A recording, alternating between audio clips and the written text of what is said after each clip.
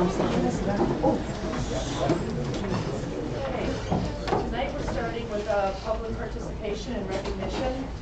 And first we have the recognition of Huntley Middle School District Art Show winners. And just so everybody knows, here is some of the art from the show, the awards, some over here and some over here. So the Board of Education would like to recognize students from Huntley Middle School who placed at the District 428 Art Show held at the Egyptian Theater on May 9th through the 11th. Joshua Hub, 8th grade, 2nd place. Victor Mancella, 8th grade, 3rd place. Lydia Marquez, 7th grade, 2nd place. Liam Donahue, 7th grade, 3rd place. And Amina Gray, 6th grade, 3rd place. Do we have the students here? Do we? No, we don't see it here, but I'm doing. Yeah. I'm Josh, and I'm the art teacher at HMS. These are some of the projects that won at the district art show. What we did with the three big pieces here, we did our own playing cards where the students created their own personality with the playing card, and the only requirement was you would have to put. You can have your own design, but you have to do the suit. So like we have the spade over here. This student did a dual horse with just one spade, and I made it so you can do it as obvious as the one over here with the swords, or you can make it a little more less obvious, like the one with the phoenix over here with the half of the symbol up there on the top. And then the other two projects, we had out of floral form. We had Joshua Hub. He created Bender from Futurama out of floral form. He did that one, and I just the amount of detail and the amount of time he put into it just to make it look like that. Even if you get a chance to come look on all sides, he did everything there. And then this one, probably my favorite one, Victor Mancilla, he did a dragon out of foam. I mean not foam, paper towels, wire, and plaster of Paris. Thank you.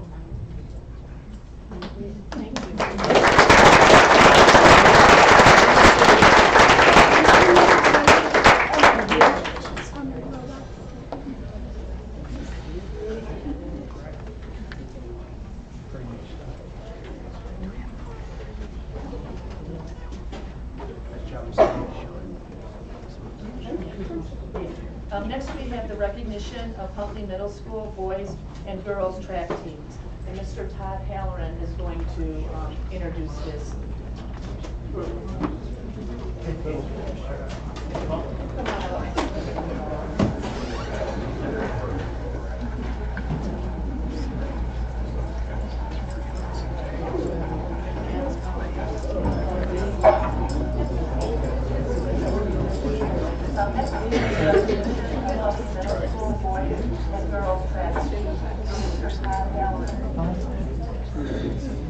Alright, hi there everybody. I'm Todd Halloran. I'm the head boys track coach at Huntley Middle School.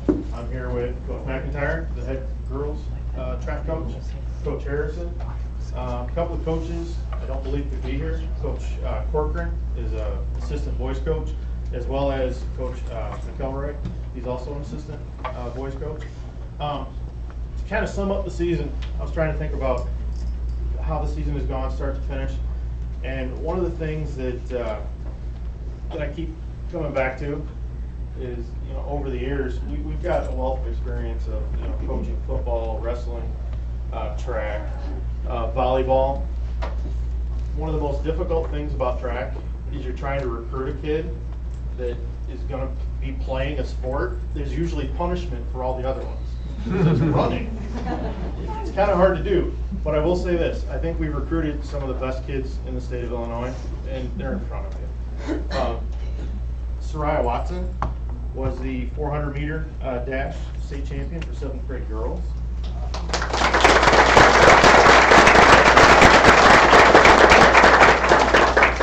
Isabel DeLalva was the 7th grade girls 6th place finisher in 400.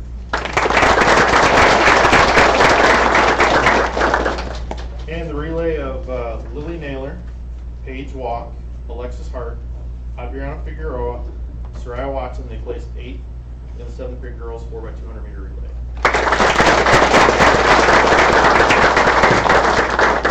For 8th grade girls, We had state qualifier Emma Slinsky. I think she's here.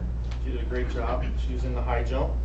Callie Seabrass was the 8th grade 100-meter hurdles state champion.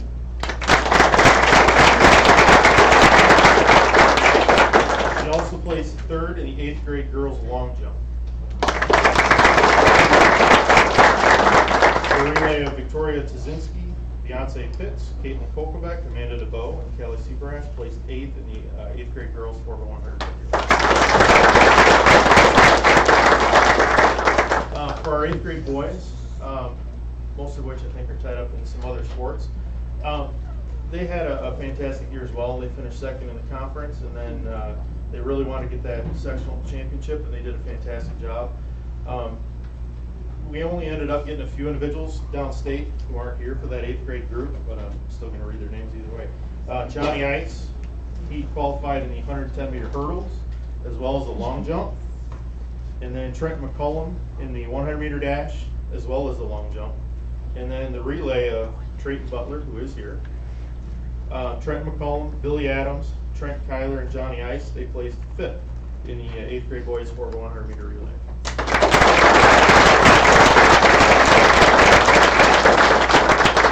And last but not least, the 7th grade boys. Oh, John Peckies was also an 8th grade discus qualifier, was the 2nd year qualifying as well. He was a part of that 8th grade group.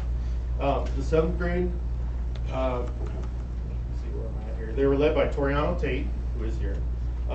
He qualified in the 100-meter dash, where he didn't reach the finals in that, but he did finish 2nd in the 7th grade boys long jump, as well as 4th place in the 7th grade 200-meter dash.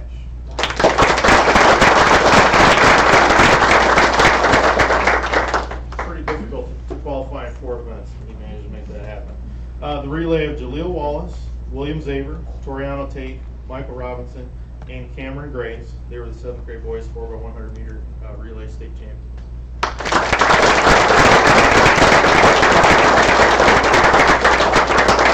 Total up all of the points. We got that trophy down there at the end. It's the first one we've had in track in 20 years.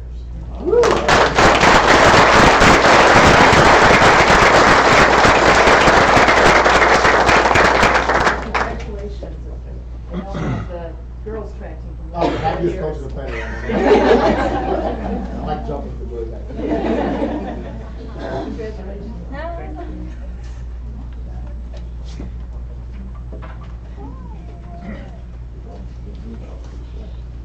Pardon me. Congratulations.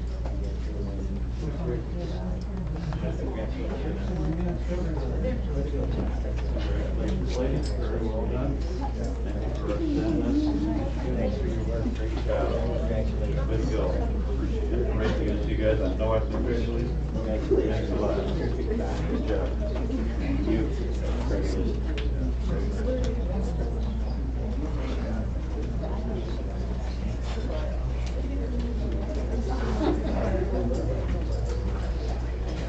Good night. Good night. Thanks so much.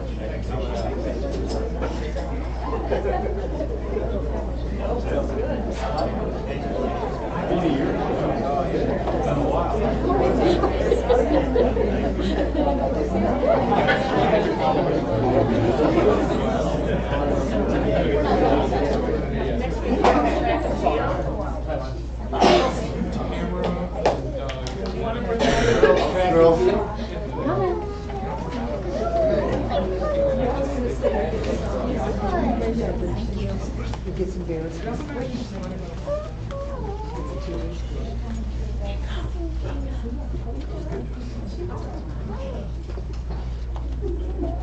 I'm the girls' head coach, Taiwan Yuring at Dekalb High School. On our staff, we have our shot coach, Mrs. Overton. Coach K is our hurdle coach and sprint coach. Coach Strims, our high jump coach, long jump coach, and triple jump coach. And Coach Mike Wolf is our distance coach. This year, the Barbs came 2nd in conference this year, but we also brought home 10 all-conference athletes. I think that's the most we've had in a long time. Also, right after that, we took 2nd in sectionals, where we took down 7 girls in individual events and 2 relay teams, and we qualified in 9 different individual events as well, with some only juniors and freshmen, so our whole entire team is coming back this year. We broke almost 24 school records this year between outdoor, indoor, and freshman and varsity level. We now took over every conference sprint record for outdoor and indoor as well. The program in the last 2 years have really made tremendous strides, and the competitiveness of our girls is awesome. This year we had 2 relay teams finish 5th in state.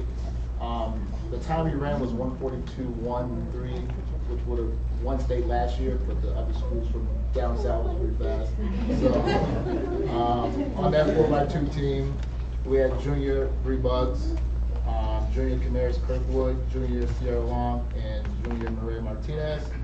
On our 4x1 team, also finished 5th in state. The time we ran would have been 2nd in state last year. The teams down south were pretty fast too. Both Fallon, East St. Louis, stuff like that. Our 4x1 team was junior Camaris Kirkwood. Could you raise your hand, please? Yeah. Freshman Harry Rozier. Junior Maria Martinez, she's at track practice right now, so she's not here. And junior Bree Bugs, and she's at track practice right now. Our state qualifiers was freshman Kyra Rozier in the 400 meter dash, the 4x1 and the 4x4. Freshman Brianna Farley in the 4x4, 300 low hurdles. Our junior Bree Bugs in the 200 meter dash, 4x1, 4x2. Junior Sierra Long in the 4x4 and the 4x2. Junior Camaris Kirkwood. And 4x1, 4x2 relays. Junior Jasmine Kemp in the high jump. Sophomore Catherine Olsen in the 800 and the 1600 meter run. Yeah. Oh, here she is. All right. And junior Maria Martinez in the 4x1, 4x2, 4x4. Again, everyone's coming back, and the times will just get faster. I promise you that. And then we're inheriting a great staff, a great team from Huntley. Thank you, coach. And I'm glad that the program's hitting its strides right now, and it's getting a little bit better. If we keep these girls together and academically sound, it should be good to go. Right now, we're pushing for college recruiting, and so we can get you guys out of your parents' homes. And we're 2017 girls.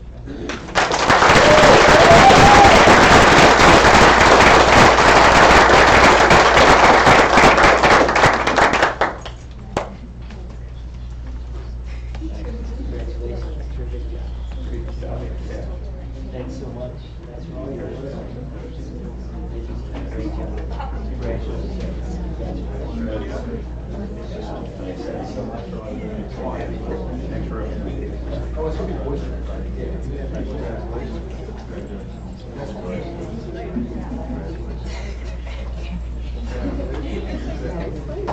We have the badminton team. Oh, no, which? Okay, that's,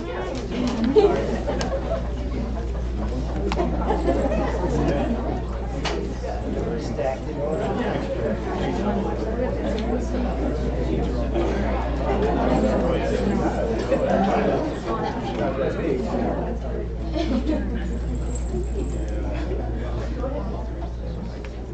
How's everybody doing?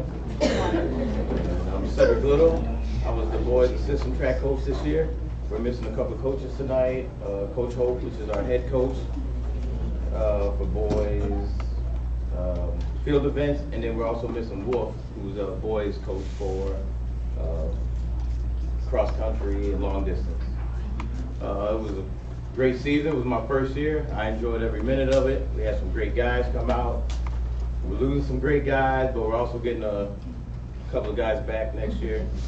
It was a good season. You know, weather was kind of, you know how the weather is, but once we made it up and down the state, the weather was perfect. And yeah, we did a good job then. So, this is 3 of the boys that were on the qualifying relay team for state, also sectionals. Got second. Relay team made up Keontae McKinney.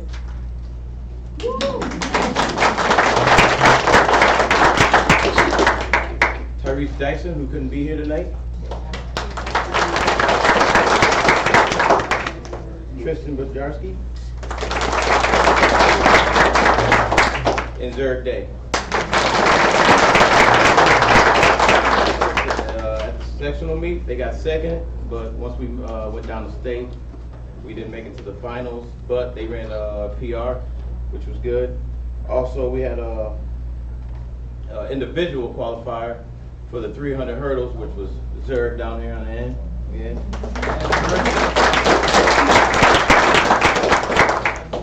Qualified for state at the sectional meet. He got second place, and then when we went down to state, he had 2 PRs.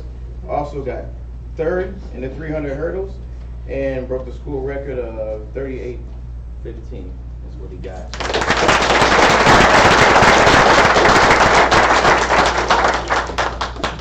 He's a good guy. It's gonna be sad to see him go. Gonna miss you, man.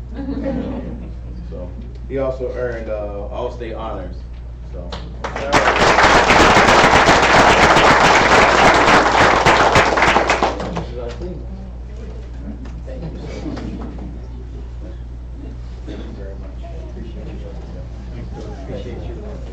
Great job, guys. Good job. Terrific job.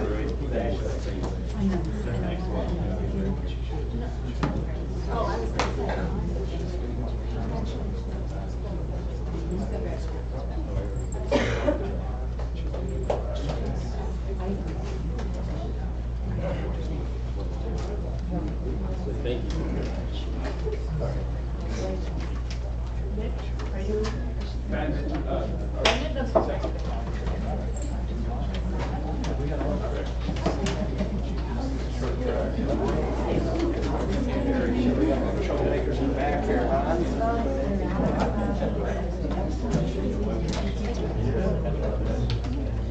Greetings. I am the assistant badminton coach. I have been for about 4/5 years now. The head coach isn't here tonight, but he is now retired after 31 years of coaching, which is impressive in and of itself. Badminton is slightly different than other sports. The maximum we can send to state is 6 people, and we sent 4 this year, which is the second year in a row that we've managed to do that, which is awesome. Badminton, we've had quite a bit of growth in the past few years. To give you some numbers, this year we had 1 senior on the team, Elise Mamer, who is the only one of our state qualifiers who isn't here. We had 7 juniors, 7 sophomores, and 17 freshmen. So if numbers like that continue to happen, then our team will continue to get better and better. As far as competing at state goes, we had a 7-year drought, and then in 2013 we sent 1 person, in 2014 we sent 2, in 2016 we sent 4, and in 2017 we sent 4 again. So we continue to rise and rise to the top. We're becoming known as something of a doubles powerhouse, which is nice. So our doubles teams, we have Helene Colleen on the end there. Her partner was Elise Mamer.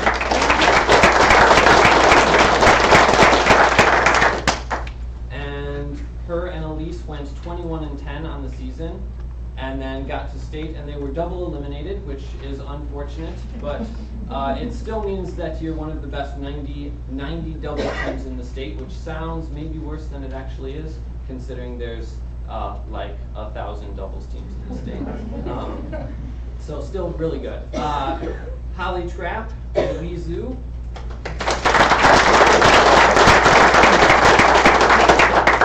They went 25-6 on the season, which is awesome. And they managed to get 1 game away from the Sweet 16 at state, which means they were 1 day away from the one match away from the second day at state, which means that they equivalently tied for 31st place with a few other teams, which is incredible. Top 3rd in the state. And we have 3 juniors here, so they'll all be back next year. Also great. And there we have it. Thank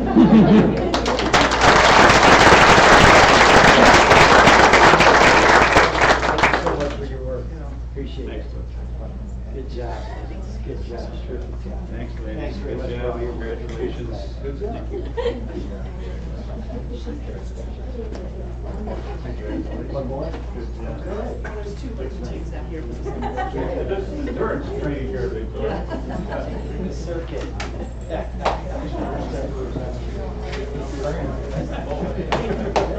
we have the bass fishing team.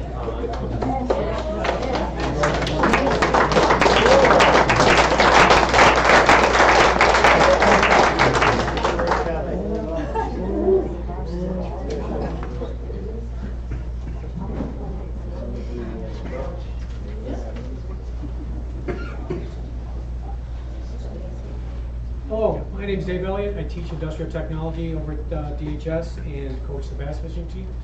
This year, 4 of our 5 members are here, who will be representing us at the state meet, which has been postponed until next week. They've changed it several times on us.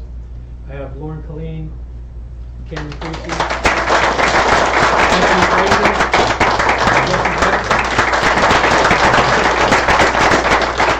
our 5th member, Chandler Larson, is working, so he couldn't be here with us. Our activities and our team, we have functions all year long, starting with the fall. We do some fishing trips in the fall. We attend a bunch of seminars to study patterns and water temp, and especially in the spring when we actually compete, we spend a lot of time on the water and a lot of time studying and asking questions and trying to figure out, where these fish hide. Our sectional was at Shavana this year, where we placed second with a 15.5-pound bag of 5 fish, which is pretty good. We were beat by about 3/4 of a pound.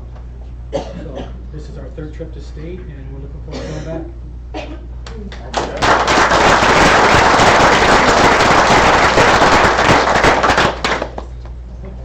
Terrific job. Thank you so much for your work. Thanks very much. Good luck at state. Good luck at state, guys. Yeah, right. Good luck. Thanks very much for all your work. Thanks for coming out. Good luck to you next time. Yeah, I'm sitting down. Yeah, but we have the baseball. You do? Yeah, they're just not here.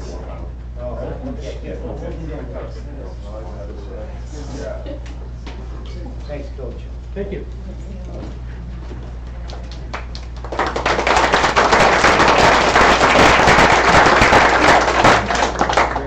Next, we have the baseball team, but they also have their banquet tonight, so they are not here because of their banquet.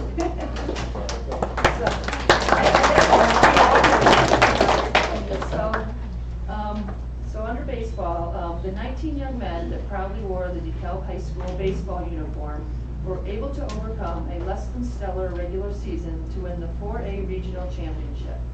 The road to winning the regional championship was far from easy, though. After being down 4-3 going into the bottom of the 6th inning, the team was able to rally, scoring 7 runs in their quarterfinal win versus Jefferson High School, and the semifinal game versus Rockford East, a 2-1 victory that went 9 innings, and the championship game versus Hampshire, 3-2 victory. The Barbs were led by the arms of Bryce Weller, Derek Hyler, in addition to some timely hitting from John Gray and Noah Valen. Their run to the state championship came up short with a sectional loss to Crystal Lake South. Individually, 3 Barbs received Northern Illinois Big 12 All-Conference honors, Derek Hyler and Bryce Weller. So congratulations to them.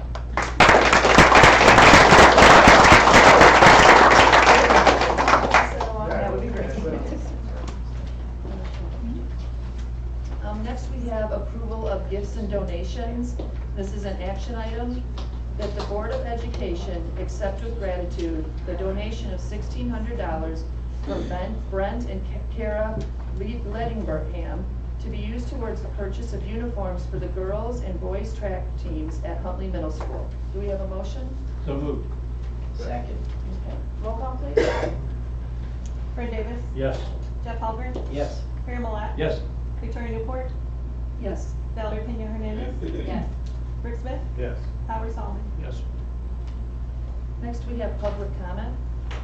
Members of the public who wish to speak to the board should complete a request card prior to the meeting. This section of the meeting will be reserved for comments from the public. All comments should be limited to 3 minutes, and criticism of individuals is not in order. Can you make cards? Okay. Next, we have board committee reports and correspondence. I'll point out that Cindy sent out the FFAC minutes this afternoon. I took a quick look at them, and there's a couple of very interesting things in there.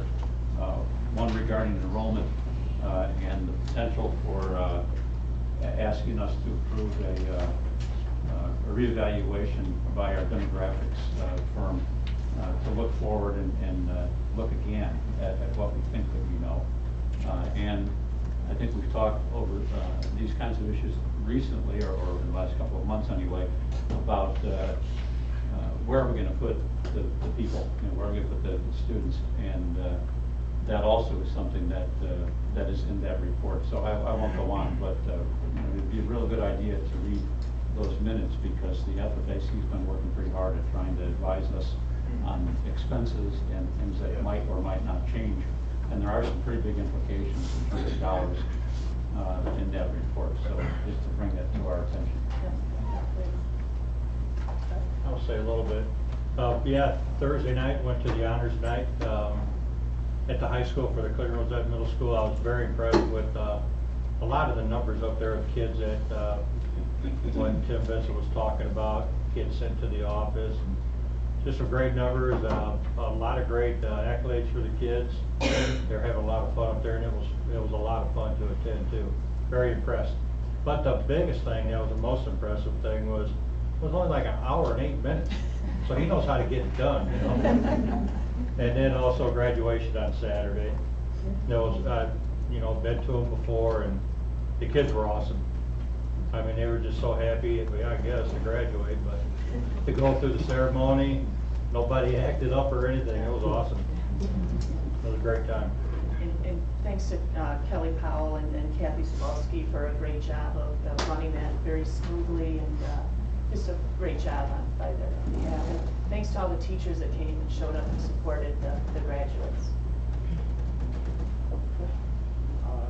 Just have a couple of shout outs that I think need to be mentioned.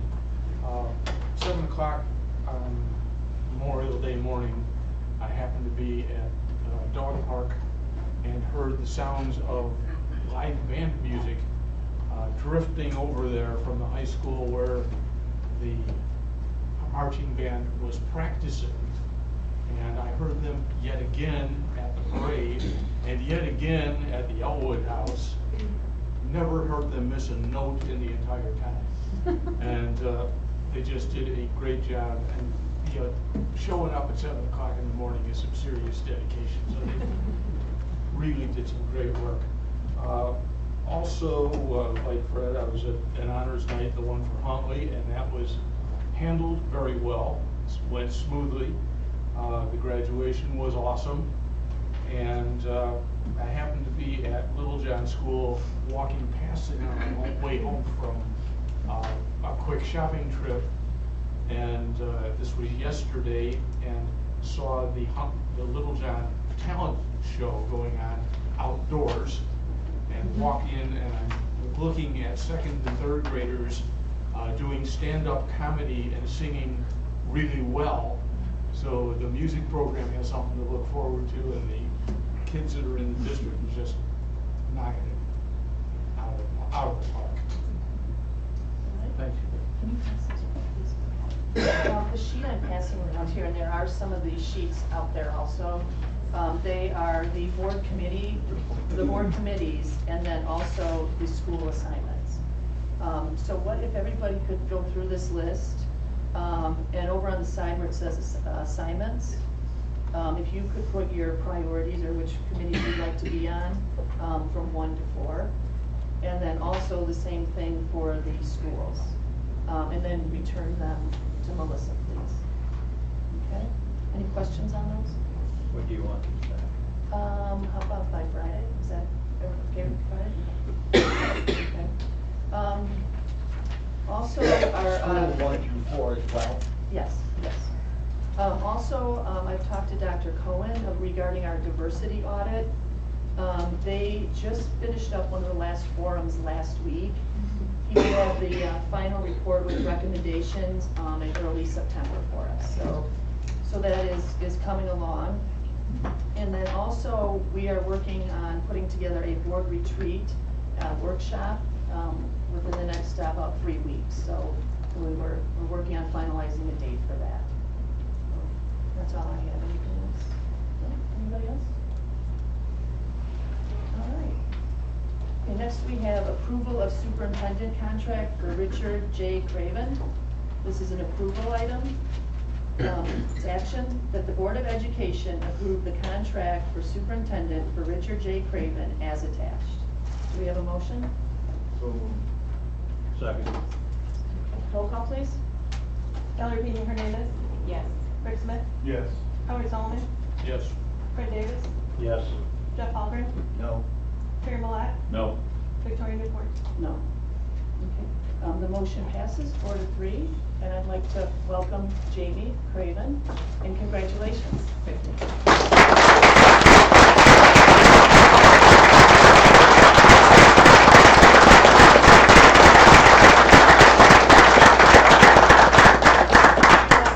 Make any comments or say anything? No, I'm just excited to get going and can't wait to be a part of Cal School District.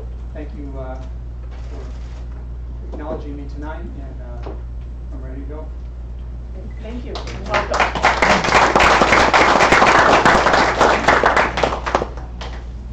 Next, we have presentations, bond restructuring, and this is a discussion informational item. And Ms. Elizabeth Hennessy. Yeah, I just wanted, I know some people already know this, but for some of the new board members, Liz Hennessy has been assisting the district with our bonds for 11 plus years. She was involved with, when we passed the referendum to build the high school and just assisting and also the elementary school. So she's been working with us this whole time, when we originally issued the bonds, as well as now as when we're looking at doing some restructuring. So she's gonna give us an update and what that process looks like at the moment. Thank you for having me. I know there's a few pages in there. I'll try not to drone on too long for the agenda and your meeting, but thank you for having me, and I'd like to take this opportunity to walk with you through the outstanding debt and the proposed bond restructuring that we've been talking about with the district for many years. So, thank you. This is the district's outstanding debt service and outstanding bonds, and all of them are part of the referendum. In 2016, we did refund a portion of the Series 2008 bonds for savings, but they're all different bonds associated with the referendum. The highlighted amounts are the callable bonds, meaning they can be refunded for interest savings or restructuring purposes at the call date. This is the outstanding debt service and tax rate. So what you've got here, if we start on the left side, and I'll get into these assumptions a little bit later in the presentation. We've got the equalized assessed valuation. The 14, 15, and 16 are actual numbers from Dekalb County.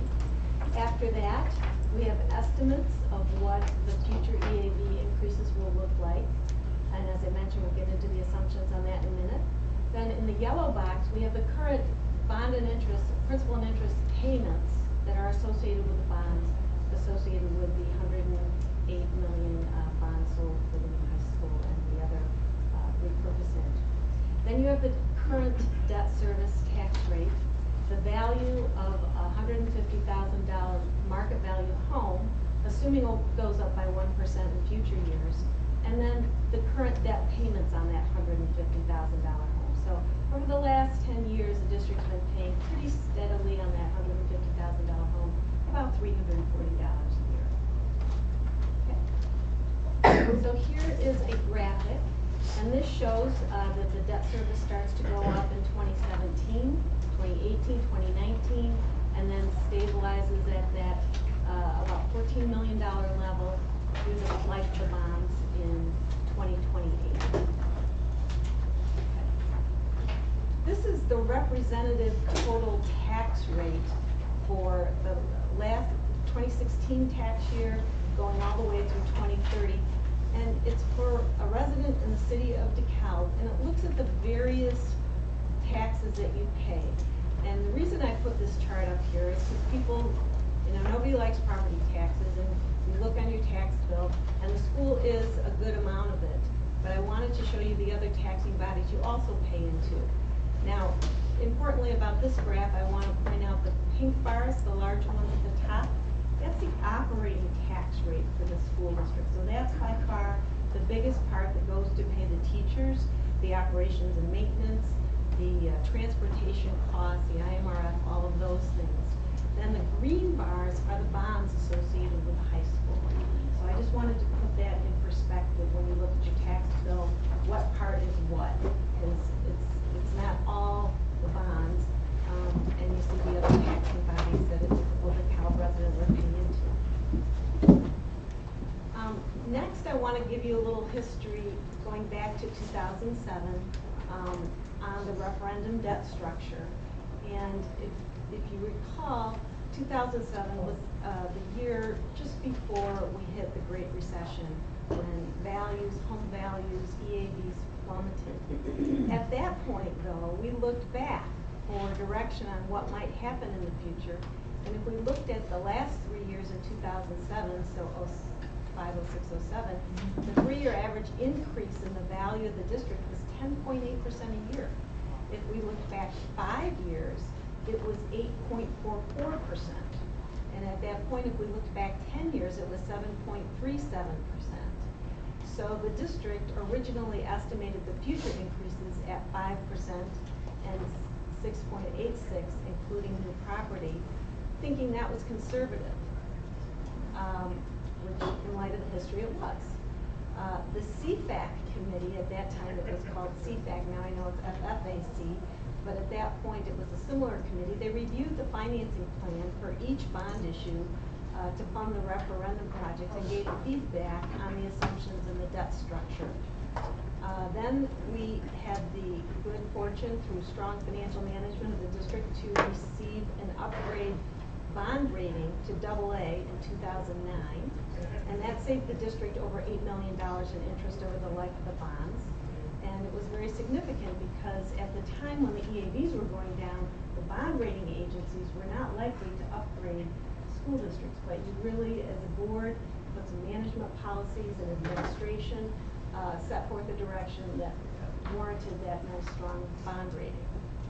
So then as we got into the Great Recession and saw EAVs starting to drop and the home values drop, instead of issuing all the bonds, we issued them in pieces closer to the time that you would need the money to try to save interest costs. The opposite side of that is that interest rates plummeted. So at least you got very low interest rates on your bonds, despite the fact that the stock market was not doing well and the whole economy as a whole nationwide continued to suffer. We also took advantage of a couple of wonderful programs rolled out by the federal government. One was Build America bonds. Those are bonds whereby the federal government would actually pay 35% of the interest cost. So that was a nice savings for the district. So we took advantage of that. So, we also approached your local representatives about special legislation to in fact stretch the bonds out longer. Under Illinois law, you can only pay bonds off over 20 years. And given everything that was going on with the recession, it would have made the annual payments lower if we could go out 25 years. So we approached them, described the situation, and unfortunately they did not support the district in that effort. So what we did make sure of, though, that every bond issue is callable and has the opportunity to restructure here in 2017 levy year as those payments are timed to go up. So that's a nice flexibility, and we've already started that process with the 2016 bonds. So let's go forward. Now the market update, I wish that, I wanted to get this into your board packet last week, but last Friday we had a significant thing happen. The unemployment or the job creation was much less than the market experts expected, and this caused our treasury bond, our 10-year treasury bond, to go down to the point where it was before the election. So if you look at this graph, we see the blue line is the AAA Municipal Market Data Index. It's a daily index over the past 5 years, and the green line is the 10-year. So, you know, back in 13, we had a high point, and that's when the Fed started to unwind some of its quantitative easing. We had a low point in July of 16 when Brexit happened.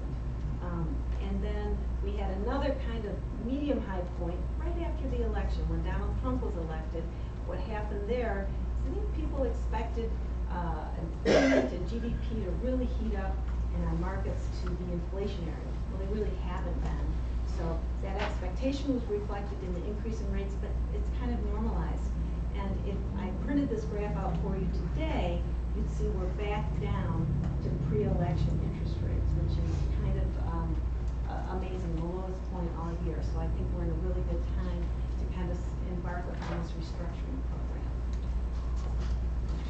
This is the yield curve, and this looks at interest rates from year 1 through 30. The interest rates are all different every year. The longer you go out, the higher the interest rates are.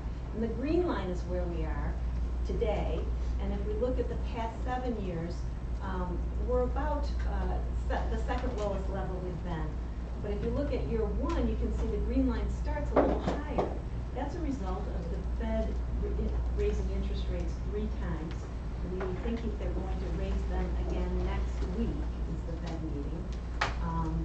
So that is pretty much built into the expectation. But importantly, with this bad number that we had on Friday for the economy, we feel that the Fed may not raise the Fed funds rate another time or 2 yet this year. I think their message is going to slow down until our economy improves. The other thing affecting all this is the global instability. You know, some of these terrorist events and different really rocks some of those economies. So that all plays into this as well.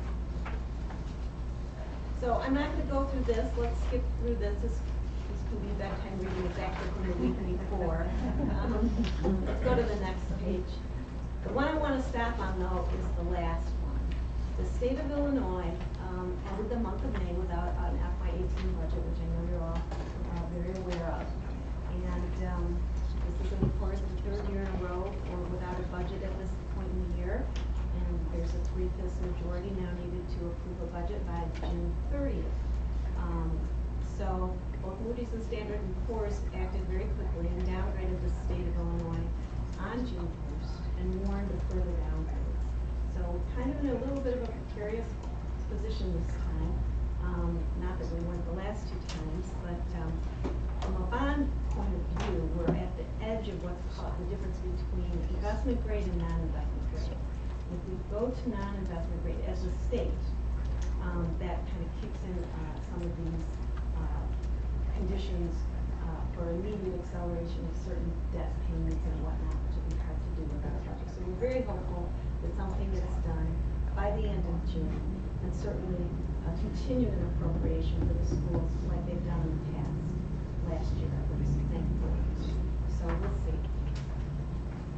Okay, so now I want to update you on the refunding, and let's first start with the assumptions on the EAV.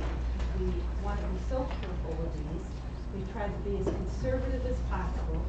The top 3 numbers are actual, that are blue, and you've got a nice boost in your equal assets value this year of 7.25%. So that's the biggest increase you've seen in a long number of years, since 2007. The new property was about $6.8 million. That's the new construction part of the EAV. And you've got TIF increments. The biggest ones are TIF 1 and TIF 2.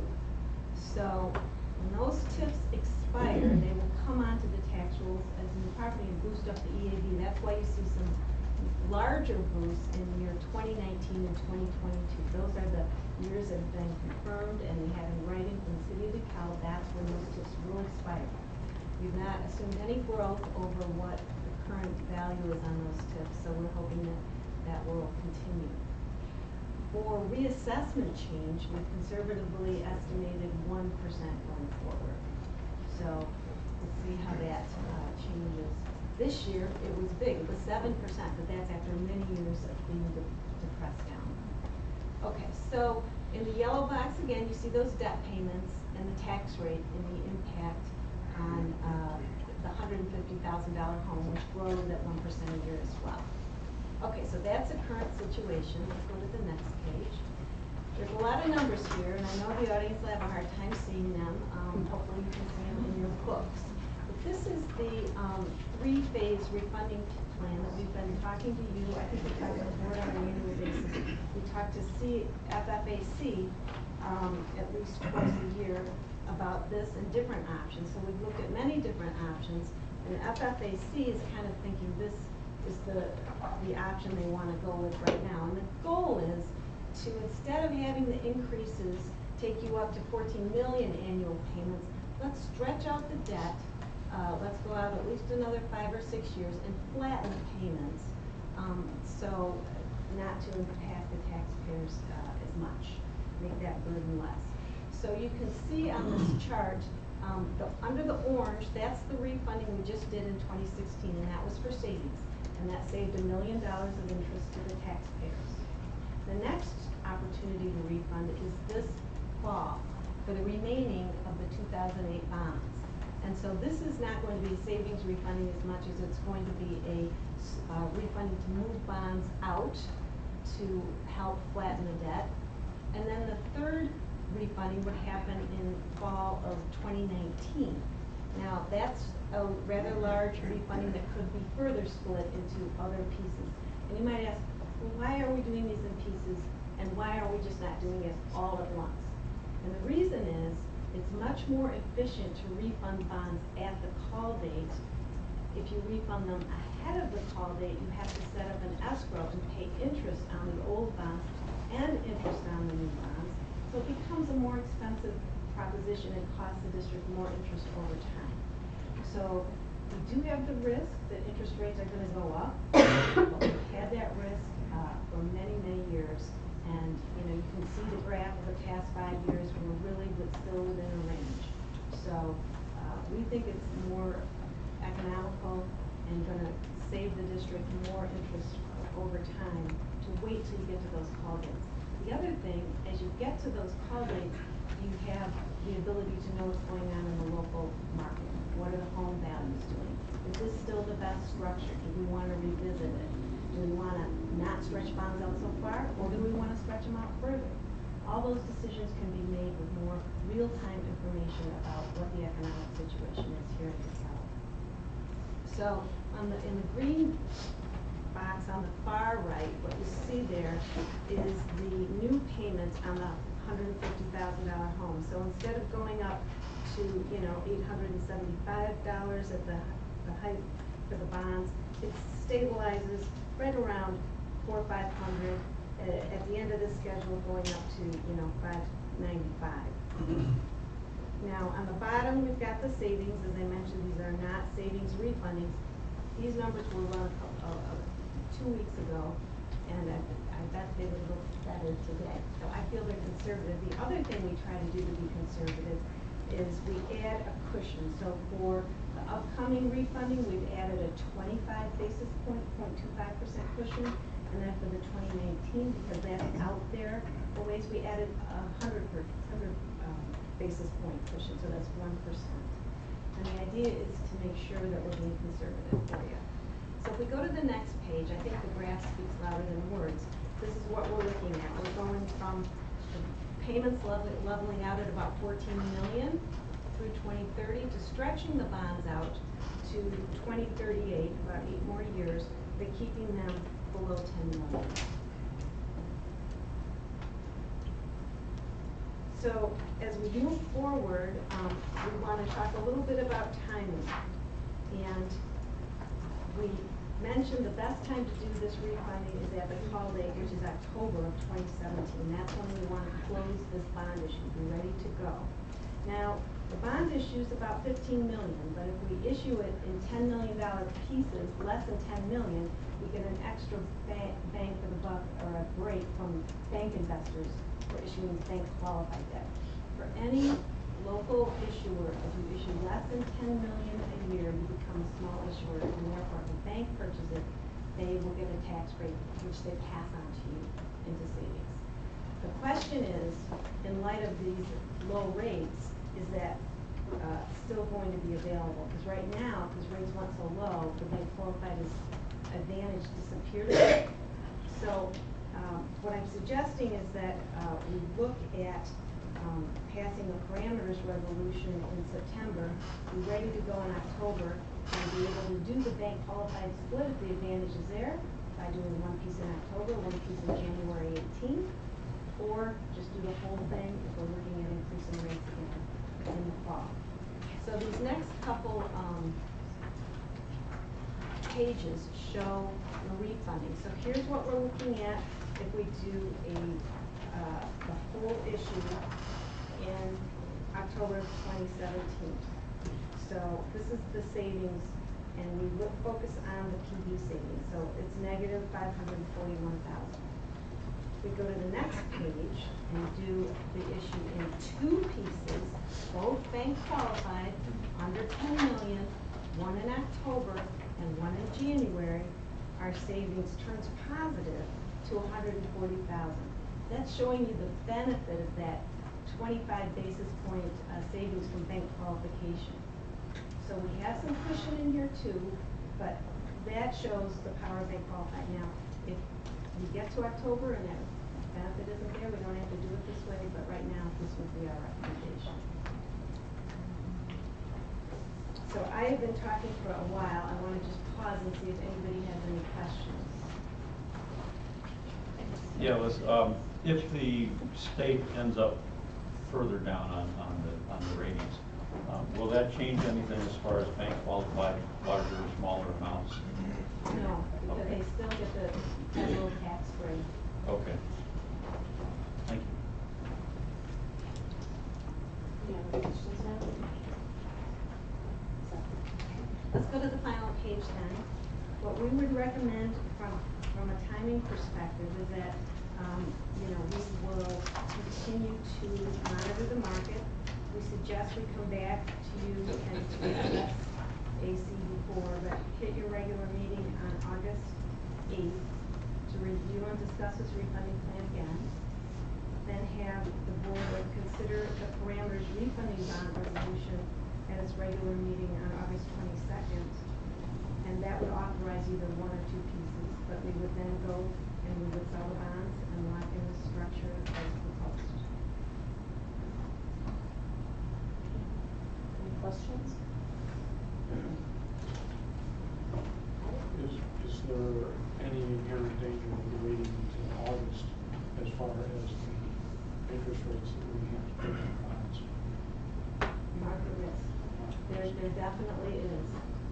There is risk. However, we are really close to August now, only a month away. Things are going in the right direction. So many different things can happen, but we feel it's worth waiting for that current call period, which starts October 1. So we can sell the bonds at the end of August or September, close October 1, which is within that current call period. And again, why that's important is that it, number one, saves you interest on the escrow, and number two, if we end up having to look at refunding those bonds again in the future, we can do so on a tax-exempt basis if we are to do a current refunding. If we close before October 1, then we are going to have a taxable refunding if we want to go back and refund those bonds again. That's the federal tax law. We don't want you refunding the bonds a bunch of times, so we need to do it within the current call period. Having said that, though, you bring up a really good point. We do have interest rate risk.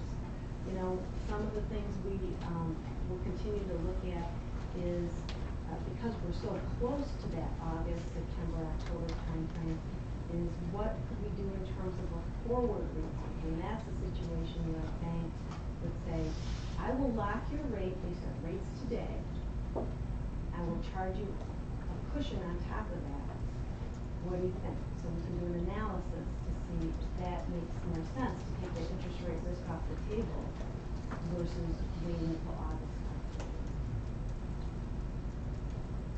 But there's a problem. Right? So you mentioned a world uncertainty. In the past, how much has those kinds of things affected the market risk that you're just talking about? Well, As, you know, and that's one factor. There are other factors, of course, but you know, that particular factor of world uncertainty, whatever that means, you know, geopolitical things and so on. Is that a big parameter, or is that, you know, one of the many smaller parameters? It can be, you know, global uncertainty, Brexit starting to happen, all the scary things that happen globally and that destabilize the economy are actually good for our bond. Why? Because it makes investors buy safe securities, the safest being U.S. Treasury bonds. So that, I hate to say it, all these years I kind of like, oh, that's terrible, but oh, that's going to help the bond market. Bad news is good news for the bond market. To the extent we have Trump's tax cuts go through, if he gets that through, and inflationary fears start to be accelerated, that will make interest rates go up. So, however, you know, there's been a lot of toe steps to getting that done. Anything else? Thank you. Thank you very much. Thanks for the update. Nice to see you. Thank you very much. Next we have the pre-K Early Childhood Program presentation, and this is Lisa and Christy.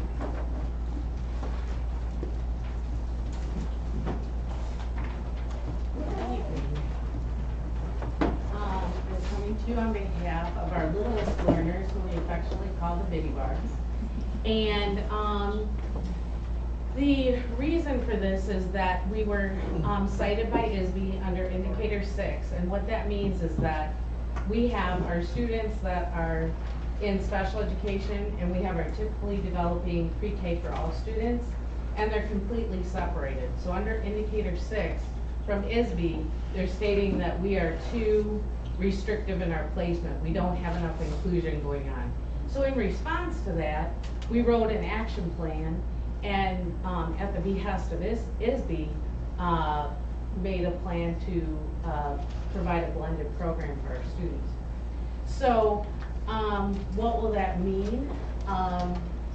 It will mean 1.0 FTE of a duly certified teacher, which will be covered by the pre-K grant, and then 2 1.0 instructional assistants that will be covered by special education and general funds. In addition to Friday busing, because those special education students need to be bused on Fridays. So that will be $382 or 382 cents per day, plus fuel costs at 33 cents a mile on average. There's 29 Fridays, so that'll be $8,723.78. So a little bit about our program. We do, like I said, we run 2 separate programs. So we have our special education early childhood. There's 3 sections of that. There's 10 students that are served in the morning across all 3 programs, and there's 10 students in the afternoon. These are students that are most impacted by disabilities.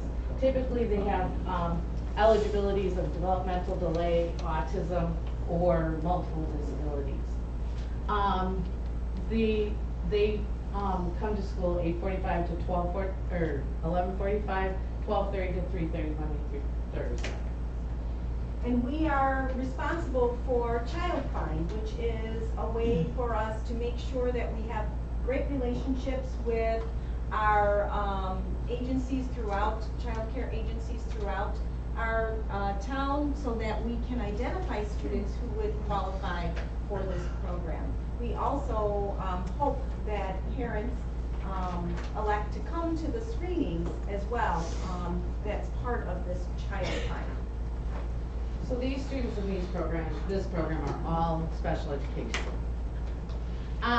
In addition to this, we've, for the past 7 years, had to add, if you'll recall this past year and then for the previous 6, had to add a section of special education, early childhood, because as soon as we meet that cap of 10 students in those sections, we have to open a new section, because we can't go over 10 students in those programs. So this would alleviate the need to do that as well, because there'll be a total of 12 slots open for special education students going forward. Funding for EC special education is through IDEA, 3 to 5, and special education and Medicaid funds, much like the rest of special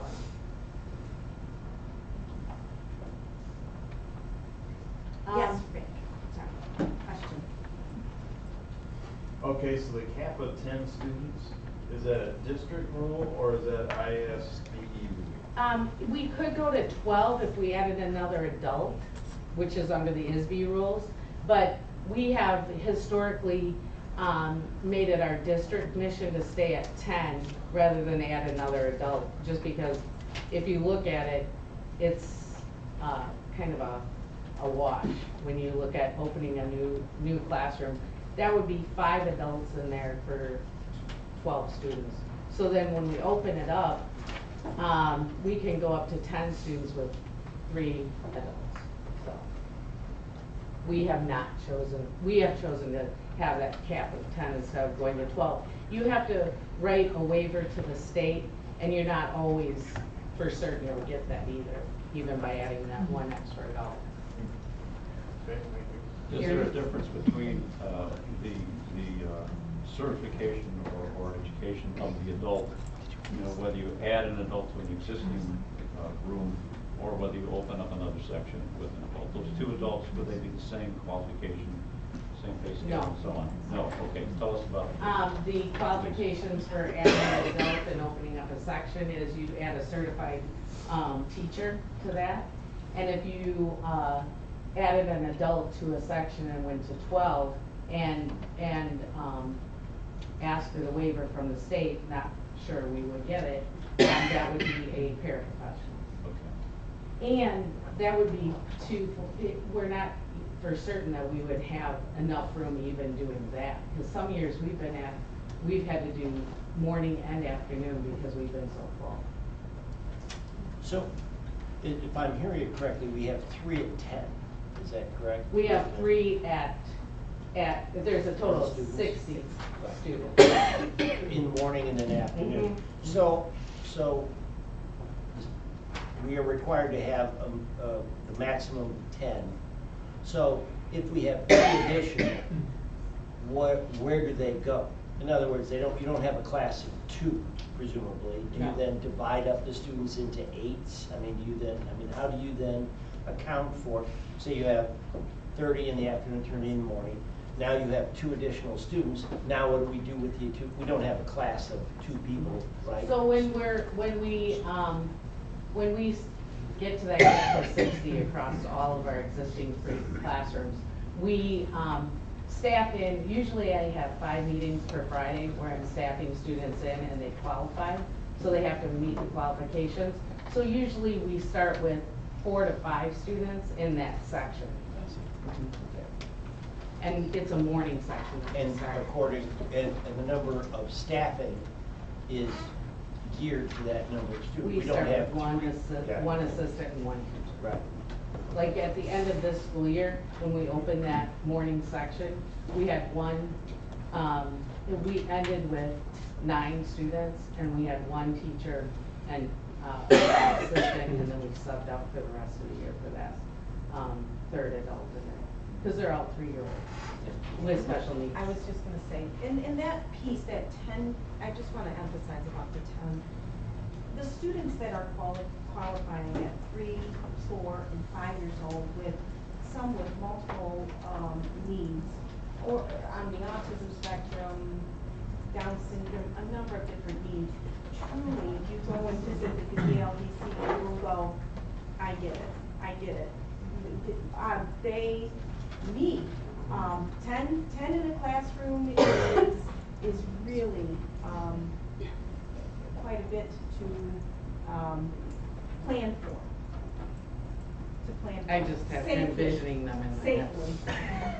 There are they're wonderful, wonderful. It's a great place to be, but I think you get a real good sense of the needs of our students. So then our pre-K for all, which we have 200 students in that program.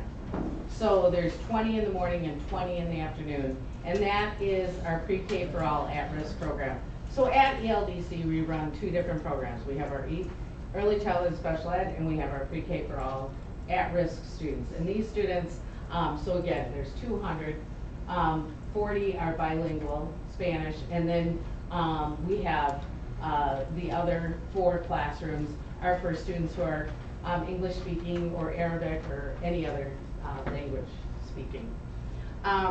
The students here are identified via a screening process, and they look at the communication, developmental, social, emotional, financial, all those areas.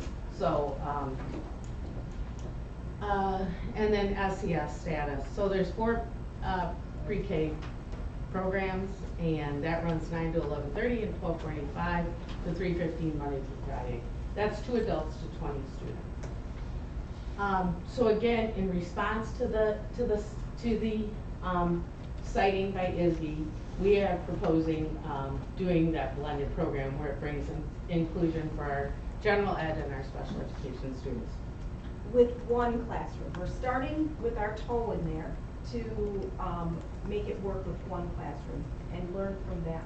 There'll be 14 typically developing students and 6 students with special education needs, developmental delay, autism, what have you, that would typically be in our EC special education program. And I lost my train of thought. So, 1 classroom. Yes, 1 classroom. 14 and 6. Funding for the pre-K program comes from the pre-K for all block grant, and in fiscal year 16-17, we had $556,200. So that's what we received from the block grant. And the block grant comes from federal? Where's the block grant? Yeah. Yes. And has that been consistently used in our programs, the block grants being consistent? I mean, in other words, always a block grant for these programs? Has it ever been without a block grant? We've had different amounts, but historically, we've been able to fund the same things that are listed up there. And it's going competitive next year. It was supposed to go competitive this year, so that means we are going to be in competition with other entities that are vying for these same funds. So possibly centers, other centers, not just public school centers. So with that, if we are in any violation or of any citation, we have less of a chance to get that money. Victoria, I want to say that I recall, it's more than a few years ago now, the block grant or the funding for the pre-K program was severely at risk. We were not at all clear on whether it would come. And in fact, that's what instituted the all-day kindergarten.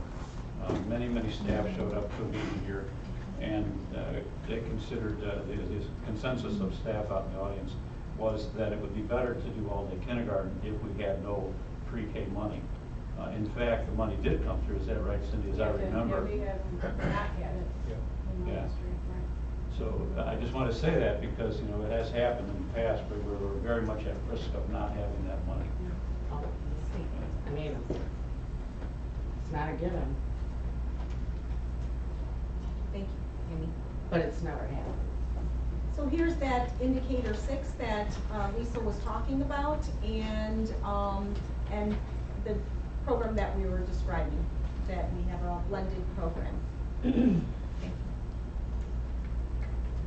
So again, it'll be typically developing students with disabilities in the same classroom.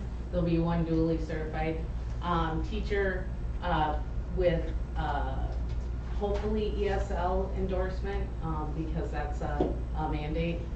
And then 2 instructional assistants. There'll be morning and afternoon sessions. And they'll run the pre-K for all schedule. So it'll be 9 to 11:30 and 12:45 to 3:15, Monday through Friday. This is more information on the history. As you were saying, it carries some of the history of our program that's been in existence for about 30 years.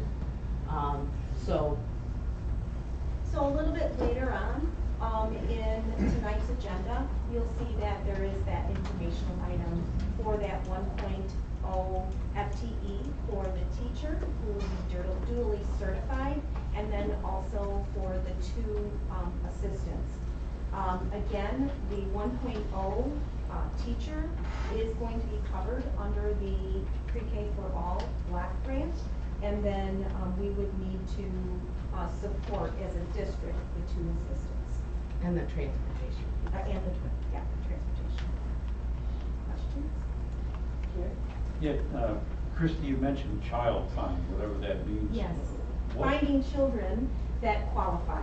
That's our responsibility. So is that a state mandate, a federal mandate? Yes. Where's the law on that? It's a federal. IDEA. IDEA federal law, okay.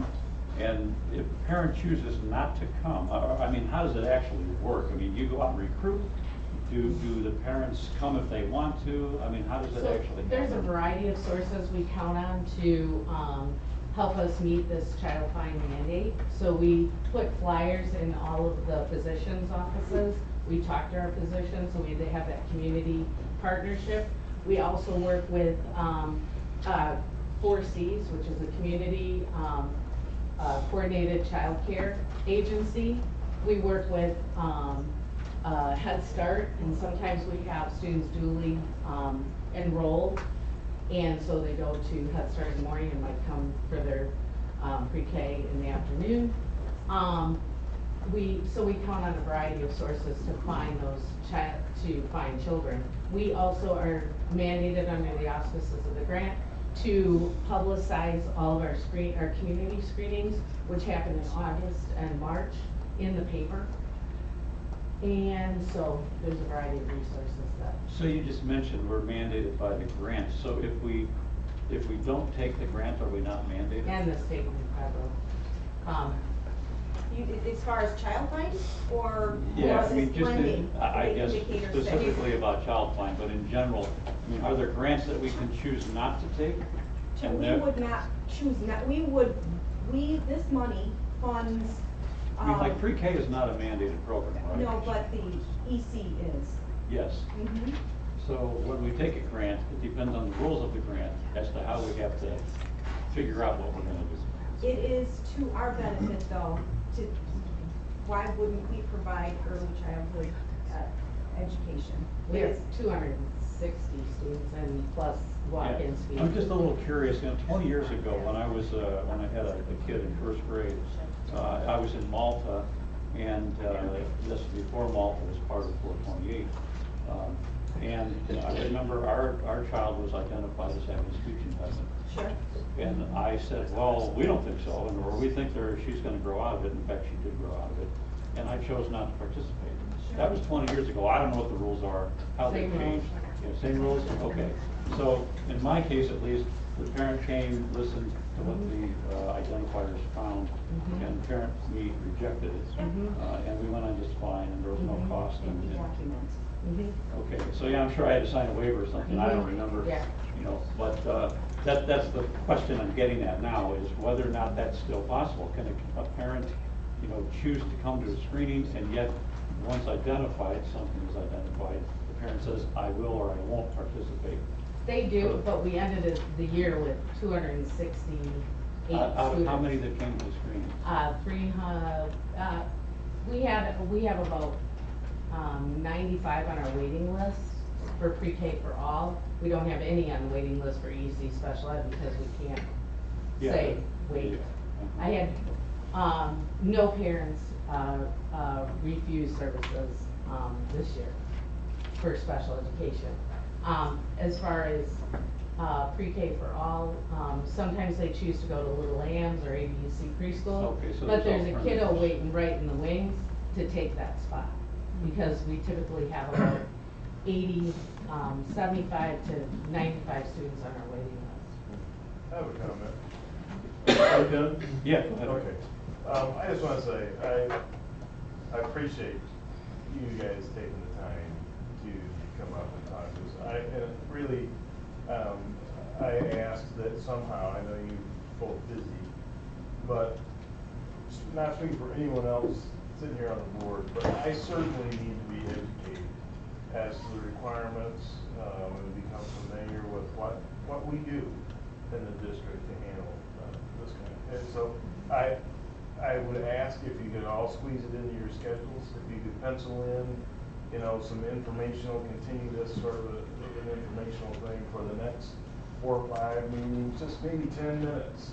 Special ed. You know, just, yeah, because honestly, I don't know what goes on. And it's important for me to know, I don't know. So if the rest of the board doesn't mind that, I would ask that they be able to do that. Based on our agendas, but I think we need to go like every other meeting, because we have to move some things. But I would encourage you, Rick, anybody, to go out. Well, that's fine, but I think Yeah, I think so, important that we all hear it. Yeah. Because every one of us here is asked at some point to make a decision regarding this. And I don't know. And, you know, so I think it's good for all of us. So whether it's every meeting or every other meeting, I asked the board to, you know, if you all agree to allow these ladies to come back, just 10, 15 minutes on Absolutely.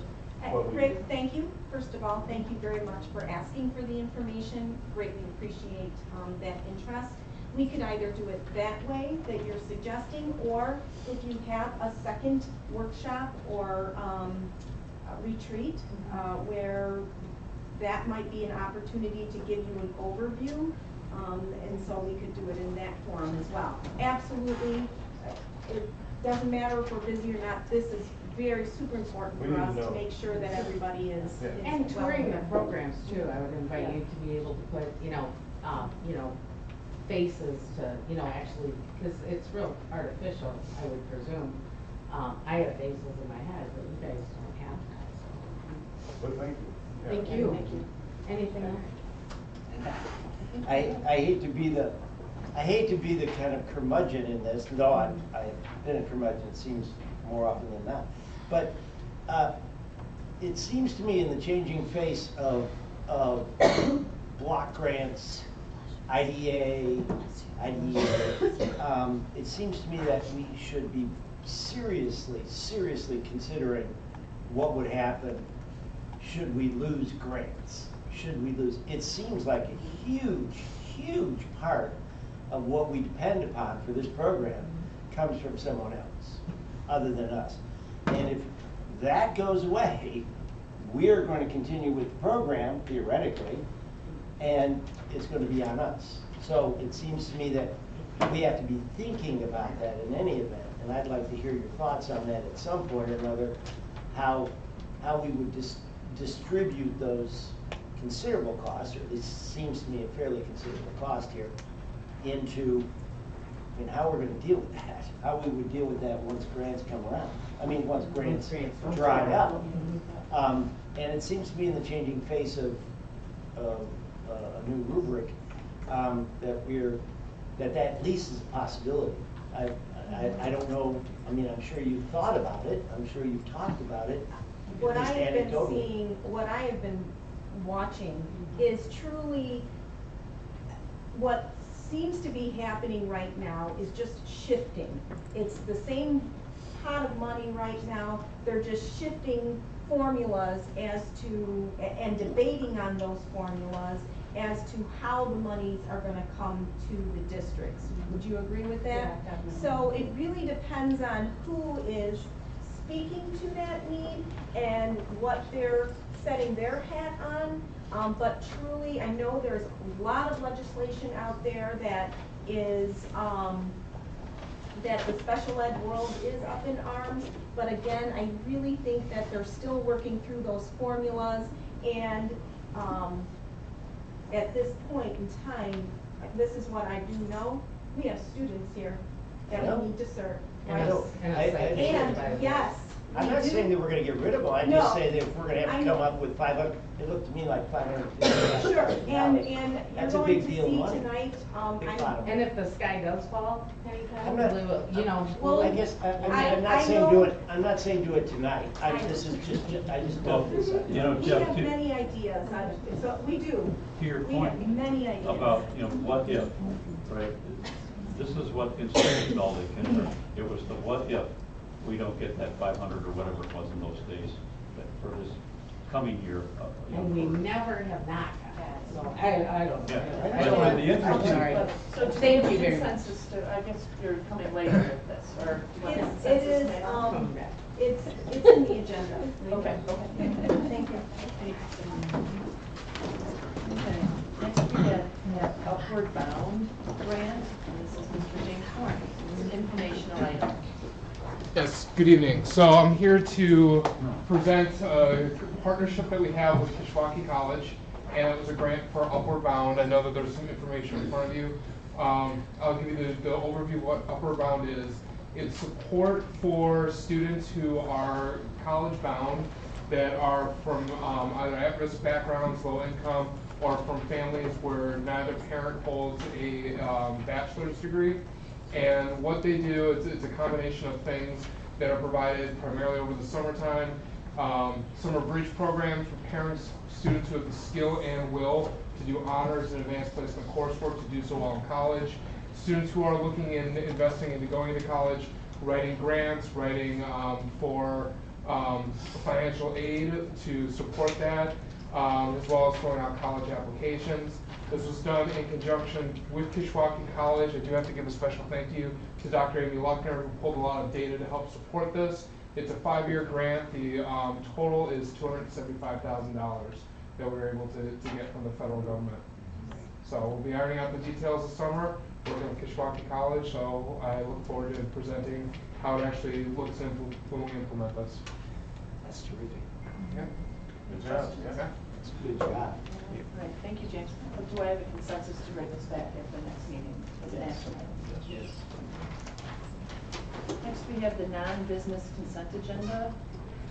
That the Board of Education approve the non-business consent agenda items A through D.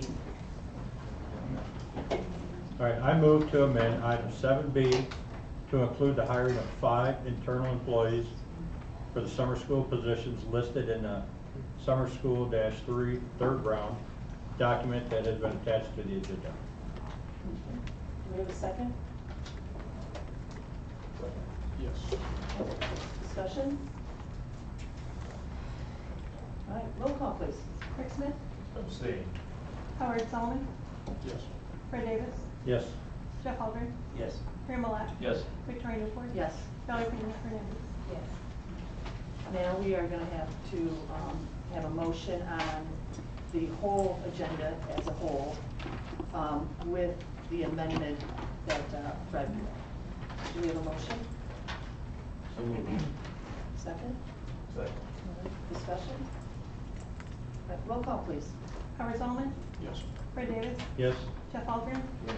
Mary Millette, Yes. Victoria Newport, Yes. Valerie Pena Hernandez, Yes. Rick Smith. Abstain. Next, we have the business consent agenda. Okay, sorry, let me stop for a minute. With that approval, we now have hired a new principal at Jefferson.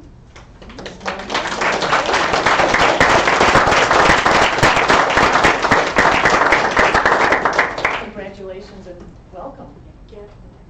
And she comes from NIU, so we've got a good wealth of knowledge there and a connection for NIU. Okay, next we have the business consent agenda. This is an action item that the Board of Education approve the business consent agenda items A through B. Do we have a motion? So moved. Second. Any discussion? Roll call, please. Fred Davis, Yes. Jeff Algren, Yes. Mary Millette, Yes. Victoria Newport, Yes. Valerie Pena Hernandez, Rick Smith, Yes. Howard Solomon. Next, we have business and finance, demographic study and enrollment projections. And this is an informational item. Cindy? And Carrie mentioned this briefly with our SFAC meeting that we had back in May. One of the things we discussed is hiring proper GIS consulting to do a refresh of our enrollment projections. The last time this was done in totality was in April of 2014. So we're looking to do that again now to go out to the 26-27 school year to look at what our enrollment projections may look like. We've used this firm, I think, for the last 11 years. And since I've been here, we've been using them proper. And he also did help us with, the firm helped us with every district game plan. They have all our data. They've done a really nice job. They've been fairly accurate, considering the change in our demographics and just the economy and everything. So they've been pretty close to what they have projected. So we are looking to bring them on.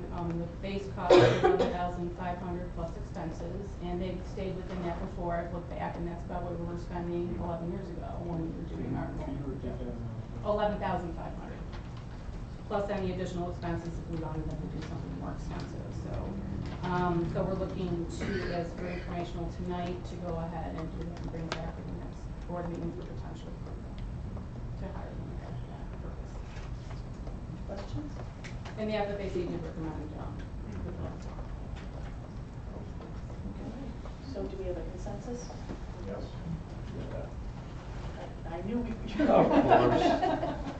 About the timing of it, Cindy, that's what I'm curious about. I think we should do it. I'm not sure when we should start. That's what I'm wondering. Yeah, I mean, we'll have to talk with him on that. Is it better to wait? Obviously, we want to wait until we have most of the kids registered. So I suspect we want to wait more towards the beginning of the school year, just so we have that data and we know what our jumping off point will be for 17, 18. Because right now, the kids are still registering. We don't know exactly where they sit.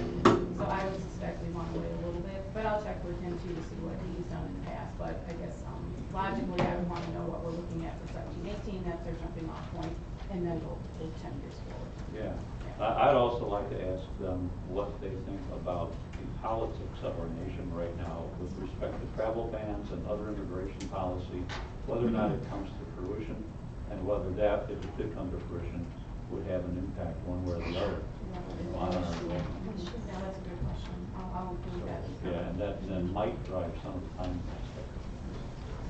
But I'll touch base with them and see what, I mean, logically, I would think we'd want to know our numbers for this next school year before we really Right. move forward. Or he can do some pre-work and then throw those numbers in there. Yeah. All right, so we have a consensus then to bring this back. Yes. Next, we have the resolution to regulate expense reimbursements, and this is an informational item. So back in January, the board approved some changes in a couple of the policies that we have. It was board member expenses as well as just overall expenses, travel reimbursement for all employees of the district. This is in response to last summer Public Act 99604, which is called the Local Government Travel Expense Control Act, was passed. And the governor signed that. And really that stemmed from what happened at the college page and all of those expenses and extravagant travel and expenses that they had incurred and the public outcry of that, which is, obviously makes some sense there. So what we need to do along with those policy is to actually adopt a resolution that limits how much we would reimburse for travel, meals, and lodging for any kind of travel that an employee or a board member would do. So we have to establish a dollar limit. Now, some districts, we've done a little, some districts don't have it. You can say no limit, or you can say, meaning whatever it costs, or we can, what we have decided, we're kind of in the middle at $1,500 per person per event for travel, meals, and lodging. And we always require them up front, if anybody is traveling, to get a pre-approval, a reimbursement form, so we know what those expenses are going to be prior to that person traveling. And any out-of-state travel, that has to get approved by the board. That's been pretty standard for the last number of years. Our district really has minimal amount of outside travel, and we do some in-state for professional development, but we are really quite conservative. And on the board level as well, there's very minimal of that too. So this is really, we have to pass this in order to be in compliance with that law. And this is just for informational tonight, and will be brought back at the next board meeting for production. Well, thank you, Dr. We have a consensus. Yeah. Okay, thank you. Okay, next we have the technology department budget, and this is Ben Bale, informational. Hey everybody.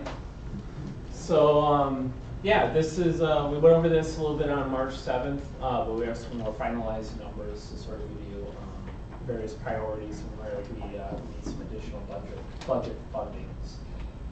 So currently, this is the technology budget of $1.8 million. As you can see, it's kind of broken down in terms of dues and fees, capital outlay, supplies, materials, purchase services, salaries and benefits, and then sort of broken down in terms of what each one of those things actually pays for.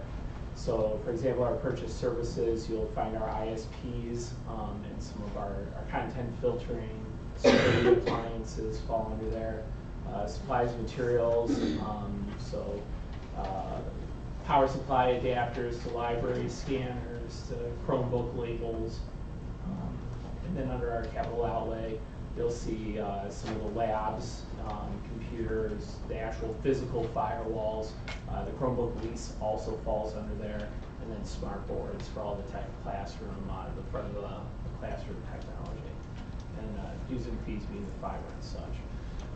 So kind of what's happened to the technology fund over the past couple of years is we used to rely a lot on grants and federal funds that were available that have sort of dried up. So over the almost past decade, we were able to get $2.7 million worth of those funds, and all those funds listed there are pretty much no longer available. So it's become kind of difficult to continue things like rotation cycles and stuff like that, the equipment that's being used in the classrooms and in the computer labs. So in lieu of having those funds, we need to find a way to continue the rotation cycle because the device is becoming of an age that the failures that we're seeing are the failures that would be attributed to like a car with 200,000 miles on it. Transmission's just gone out, and you're like, well, let's buy another transmission. Is kind of what we're looking at now for the tech. So here's the priority list. Now, priority one is actually just triaging what we have. Chromebooks at Cortland, that's because the lab at Cortland is going to become a classroom, and they still need devices for K through 2. And that's what that cart on wheels cow would be used for, but with Chromebooks on it. Network testing equipment for the tech staff, so that way we're not waiting for the person to bring back the equipment, so that way they can go to their building and do some troubleshooting. Maintenance of the DHS teacher and leadership devices, and this is kind of what we're talking about. That laptop is actually going on 7+ years old. So we're looking at about $20,000 of just battery screens, memory, solid state hard drives, and the docks that are used in the front of the classroom to integrate with the smart board. And maintenance of the DHS Apple computer labs, we're looking at about $15,000 in repairs there. Some of them would actually have to be shipped off because they're not as readily repairable without a specialist. So at a minimum, we need to find an additional amount of $46,696, and that's after sitting down with Cindy, Andrea, and basically going back 2 years in the tech budget and then looking forward 2 years in the tech budget and trying to figure a happy medium there. And those are where I'm finding shortfalls in terms of the budget. What really needs to happen is priority 2, and that is a replacement of the DHS teacher and leadership devices with an equivalent PC. We can look at something like a 3 to 4 year lease with a fair market value, so you don't have that dollar buyout that you get deemed on because it looks like a loan. So this won't affect the bond rating going that route. We can look at new, or we can look at refurbished or open box. There would be a significant cost savings going with refurbished open box, and we've had considerable good luck going that route in the past, and that would actually be my recommended route. Versus the continued maintenance, which matches up to the $20,000 in priority 1. In terms of the graphic arts lab, we got back pricing on the PC that meets the equivalent spec Mac that I work with Brian Bounds and the CTE department on. And it's a cost savings of approximately $8,000, but what's kind of hard to define in terms of a dollar value is the PD that would go into having to switch from a Mac to a PC. For Ryan Bounds and the others to support that lab, they'd have to reconfigure their work and also change the way in which they kind of run things on a day-to-day. So the cost associated with that PD is kind of a question mark if we were to go the route of a PC. But yeah, either way, if we decide to do nothing, the maintenance of the current, not just that lab, but the other Apple labs, we're looking at about $15,000. So long story short, these devices are end of life, end of support.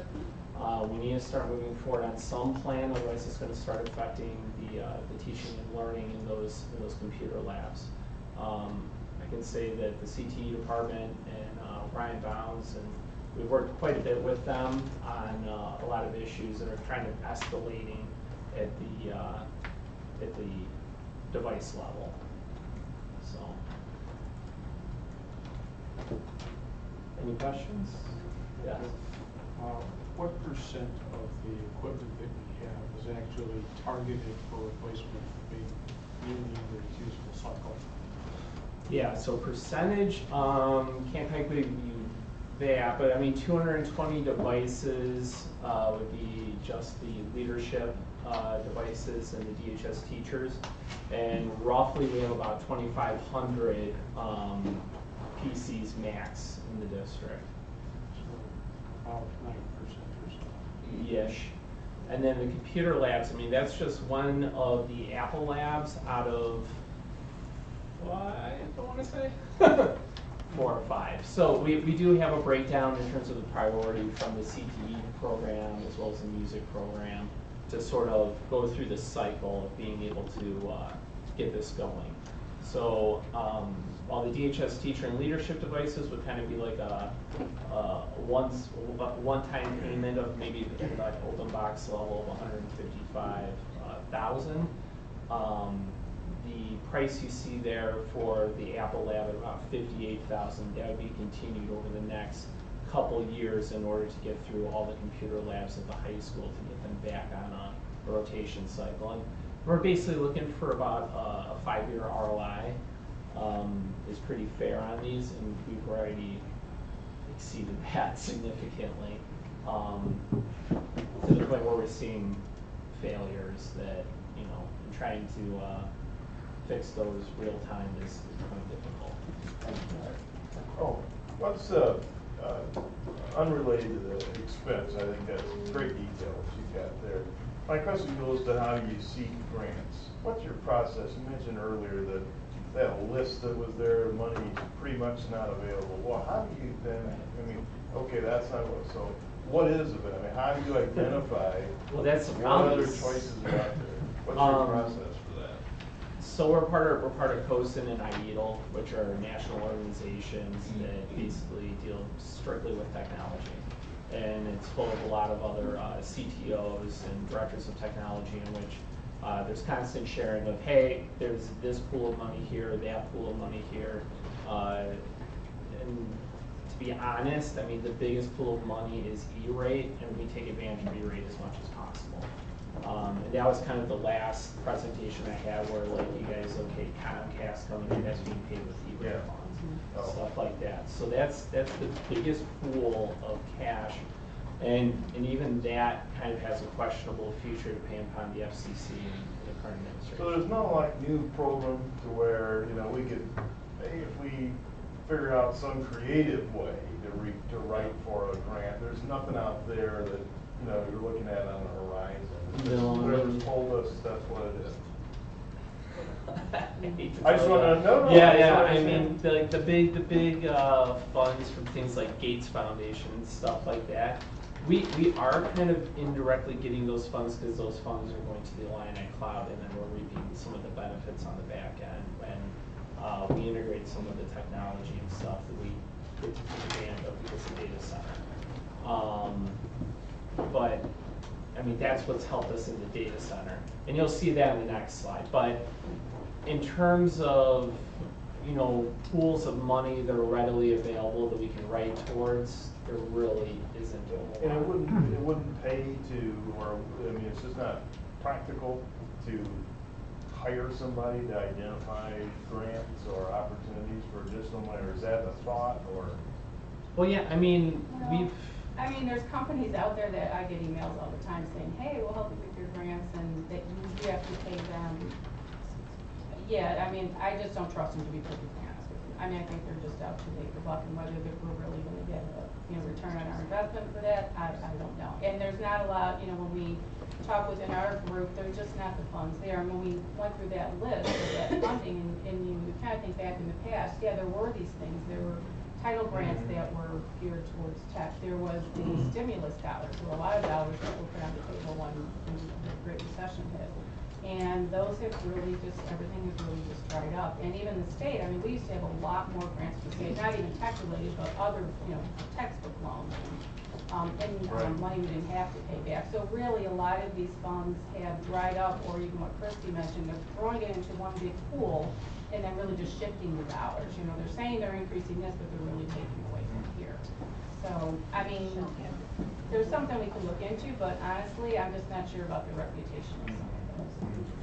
in terms of a lot of this, I mean, a lot of the CTOs and stuff, we're all trying to figure out the same thing. I mean, everybody has aging computer labs, aging data centers. How do we go about continuing to perform the same services at least the same level?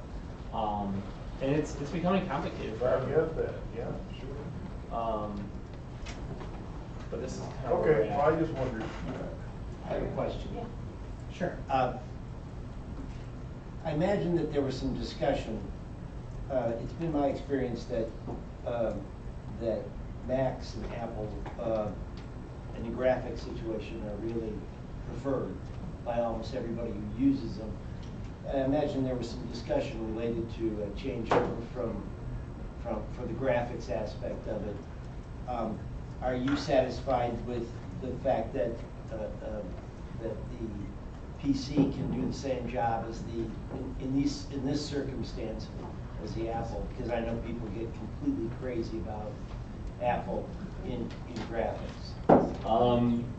Yes, this PC is spec'd exactly the same as the Apple that you're asked to spec.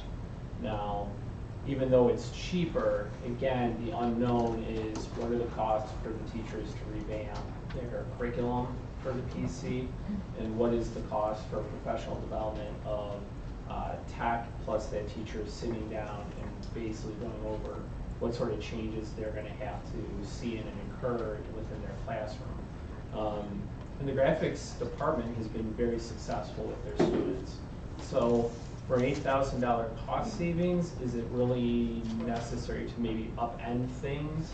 Even if it only takes a year to get them back on the roll and stuff. If the cost savings is $8,000, I'm not sure if it's worth the amount of interruption it may cause within the curriculum and learning initiatives going on in that. And it's been my experience that when they get out into the environment, that Apple is going to definitely be the preferred medium. Well, at least that's been my experience. I'm not asking you for. I would say it's hit or miss. Okay. I mean, I have friends who are in San Francisco and are designers, and they're on PCs. Really? I have friends who work in Chicago at 8-bit studios, and they're on PCs. Great. But I also have friends who are doing design work, and it's 100% Apple, 100% of the time, no way, no how. I mean, you can make arguments either way. Good. But in terms of form factor, spec, those sort of things, yeah, it would be comparable. Thank you. But in terms of our students, being that, they should be able to have a universal understanding of multiple operating systems. So at the high school, they have a Chromebook, and some of the computer labs have PCs, and some of the computer labs have Macs. So that they should be well-rounded in terms of being able to sit down just about in front of just about any device and be able to say, okay, I can competently get to, a word processor or even basic email, those sort of principles, browser. Thanks very much for that. On the next slide, this is where I was kind of talking about Align on Cloud. So as you guys had thanked basically for the gift of $200,000 when we received the SAM from them, that's what allowed us to basically drop that $400,000 upcoming data center payment to $200,000. And we are continuing to work with various value-added resellers in terms of even lowering that more. So we basically have the storage perspective taken care of. Now it's just the compute where the servers would sit that is coming up. And that's where that $200,000, I mean, that can shrink. I don't suspect it's going to be that much, but and then we also have things like the HP all-in-ones that are in 140 classrooms. That's coming up. So for what I'm seeing in terms of an all-in-one cost currently, that'd be about $350,000. And then, as you can see, the photos lab would be a Apple or PC lab. It's currently an Apple lab. Same with the music department and N107, which is for new pennies.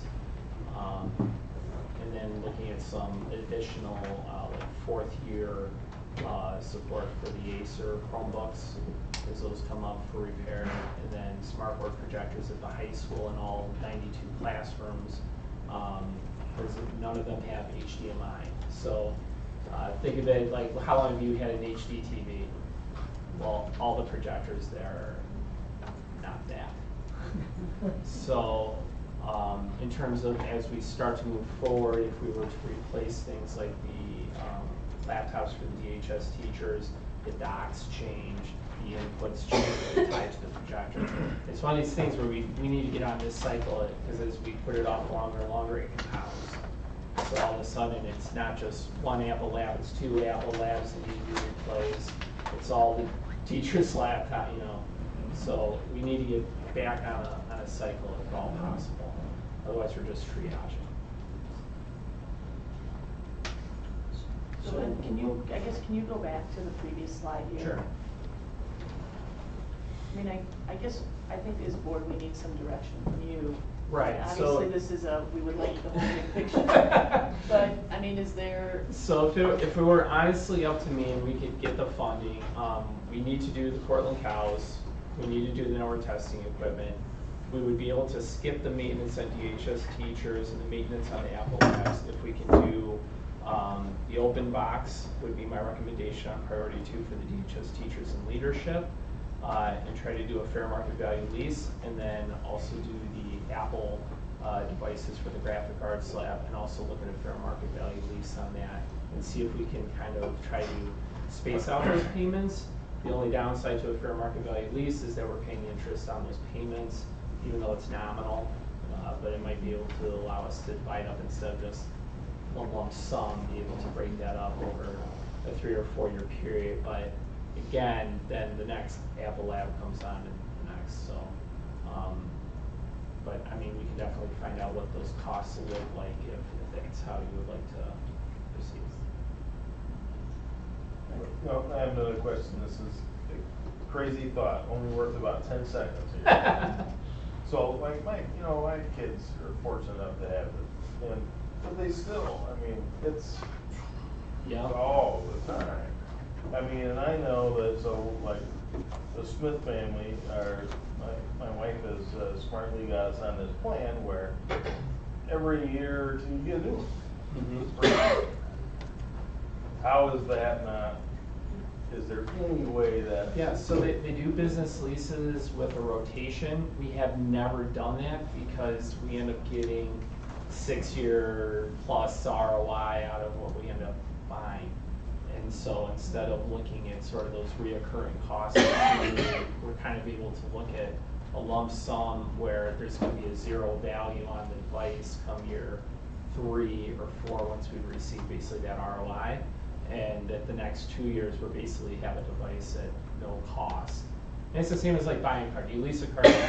So where's our money then from the no cost period? Well, that came when the money dried up. And then it's still kicking. It's going to recur. It's going to recur. This isn't sustainable.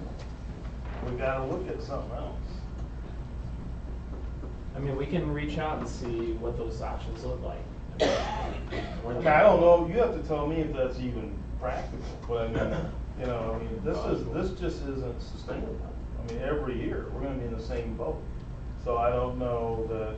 If we can get free phones, if everybody and their brother can get a free phone by the cost of an annual program, if we gave everybody You know, whatever that cost for everybody to have one is, what is that number? You know, is anybody else doing that? I don't know if that's even Well, crazy. it is kind of hit or miss, because if you're gonna try to go through financing with Apple, it's whatever Apple defines that financing at. I'm not sure what they define it at. So if you want me to look at that, absolutely, I can do that. I don't know if that's practical. I mean, I don't think the analogy is comparable, because you're getting a free phone because you're paying for the airtime. Okay, that's not how it works with the car deal like this. Well, okay, I get that it's not. Whether or not you comparable, can do a but lease at the or end of the day, something, that what's might the be dollars? worth looking into, but you can't compare, you know, a cell phone to a desktop or a laptop or a Chromebook or whatever. It You'd just like to doesn't see work the the same. pricing, How do you if you know? were to lease Well, versus ultimately, buy.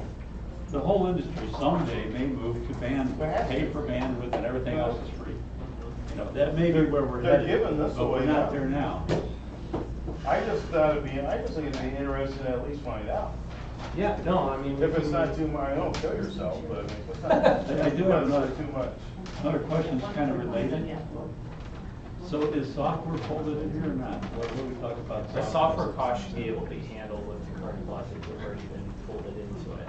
What hasn't been folded in is the continuing rotation cycle, because the grants have fallen away.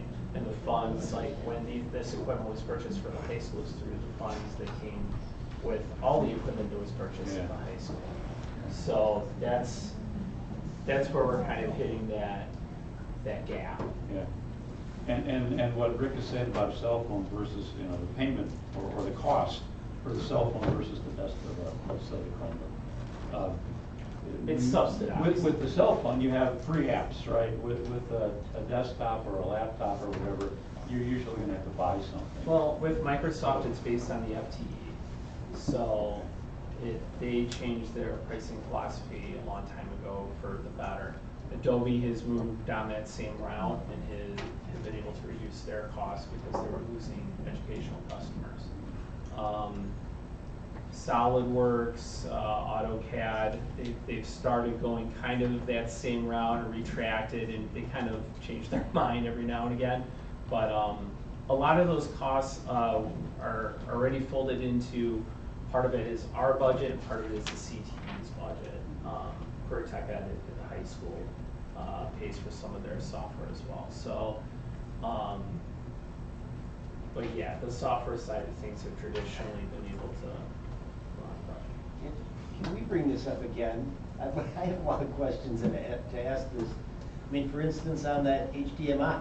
I mean, here's a big board. The HDMI doesn't work. Now we have a big board that's no longer, I mean, it costs a lot of money for each one of those, and if it has to be replaced, that's a big pot of dough. Well, it's not the board that requires the HDMI, it's the projector. Right. And the projector costs are not that extravagant. I'm just asking. We have to replace the projector, correct? We don't have to. What But I'm the saying HDMI. is that the technology has long ago surpassed the projector. Right. And as you start to bring in new technology, you have to match up. Some of these things have to be somewhat Right. apples to apples. Yeah, it's a big question. There's a lot to talk about. Yeah, absolutely. So can we, I'm sorry, I know you went through the list. Does Yeah. everybody remember the list of? What he recommends. Yeah, what you, okay. Yeah. Can we give them a consensus then to bring that back to approval based on the recommendation that you? Okay. Okay. Then I will rewrite that list to a consolidated one as an action item. Okay. And I will reach out and see if we can get fair market value leases for a 3 to 4 year term, what those look like, and if they also do just like a business lease of like 2 years with a continual refresh, and see if we can pull something like that off. I mean, just to see, don't kill yourself. And if it's not practical, just send me a note, that's fine. But, Yep. you know, I mean. Yeah, we can see what's out there. No problem. All right, thank you. Yep. Thanks very much. No problem. Next, we have the safety and security budget, Tammy Carson, and this is an informational item.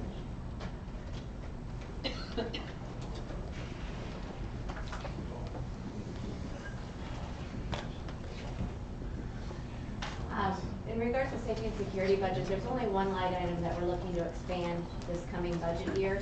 And what that is, if you recall, we actually came to the board about voice over IP phones for Little John last school year.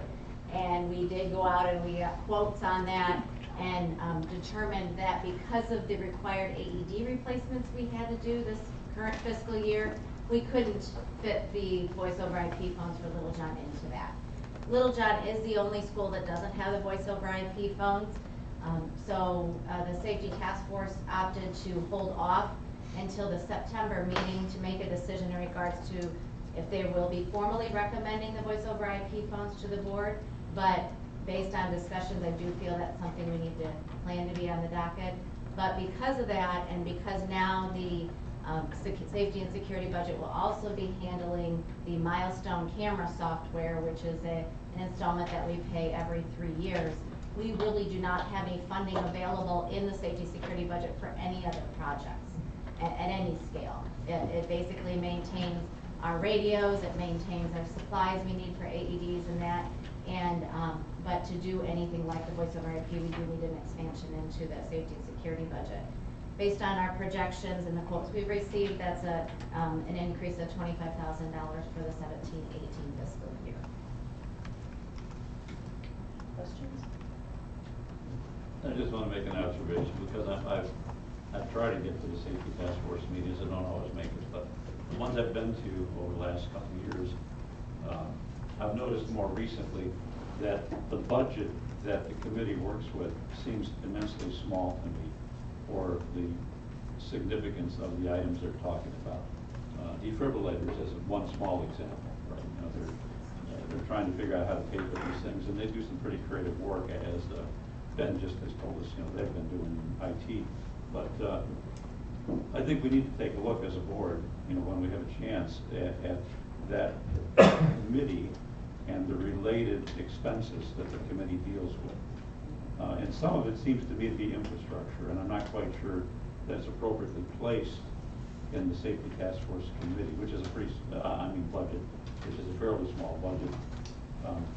So going forward, I think if we have a chance, well, not if we have a chance, we should make a chance at some point in time to do a review of what should come before the safety task force committee and be included in that budget versus what should be in the facilities budget, you know, as infrastructure, just like plumbing or HVAC or that kind of thing. Some of these costs can get pretty high. And when they are high costs like that, they obviously, they do get absorbed into the O&M budget when things happen to that. Well, I think too, with the mobile beat going out at Little John, it's really important that we have this extra security for our students. Do we have a consensus to bring it back? Yes. Thanks, Tammy. Oh, mandated lead in the water testing, Senate Bill 550, and this is an informational item. Tammy. At the previous board meeting, you already approved the expenditure for the lead in the water testing that is mandated by the end of this year, this calendar year. What I'm bringing forward today is the recommendation in regards to the contractor that I'm recommending we use. I obtained quotes from 4 different contractors and testing facilities, I should say, testing agencies. And what they are, the one I'm recommending is Aries Consulting. They are a division of Gallagher and Bassett. Click Insurance basically provided them as a primary service provider for this. The question will be in regards to this that we can bring forward at a future date is exactly what we will, what level we will be having for a threshold when testing results come in. But at that point, I would recommend I bring back Jeff Bacci from Aries Consulting, who we've worked with on any of the Portland air quality testing over the years, and we bring him back in at that point once we've contracted with them.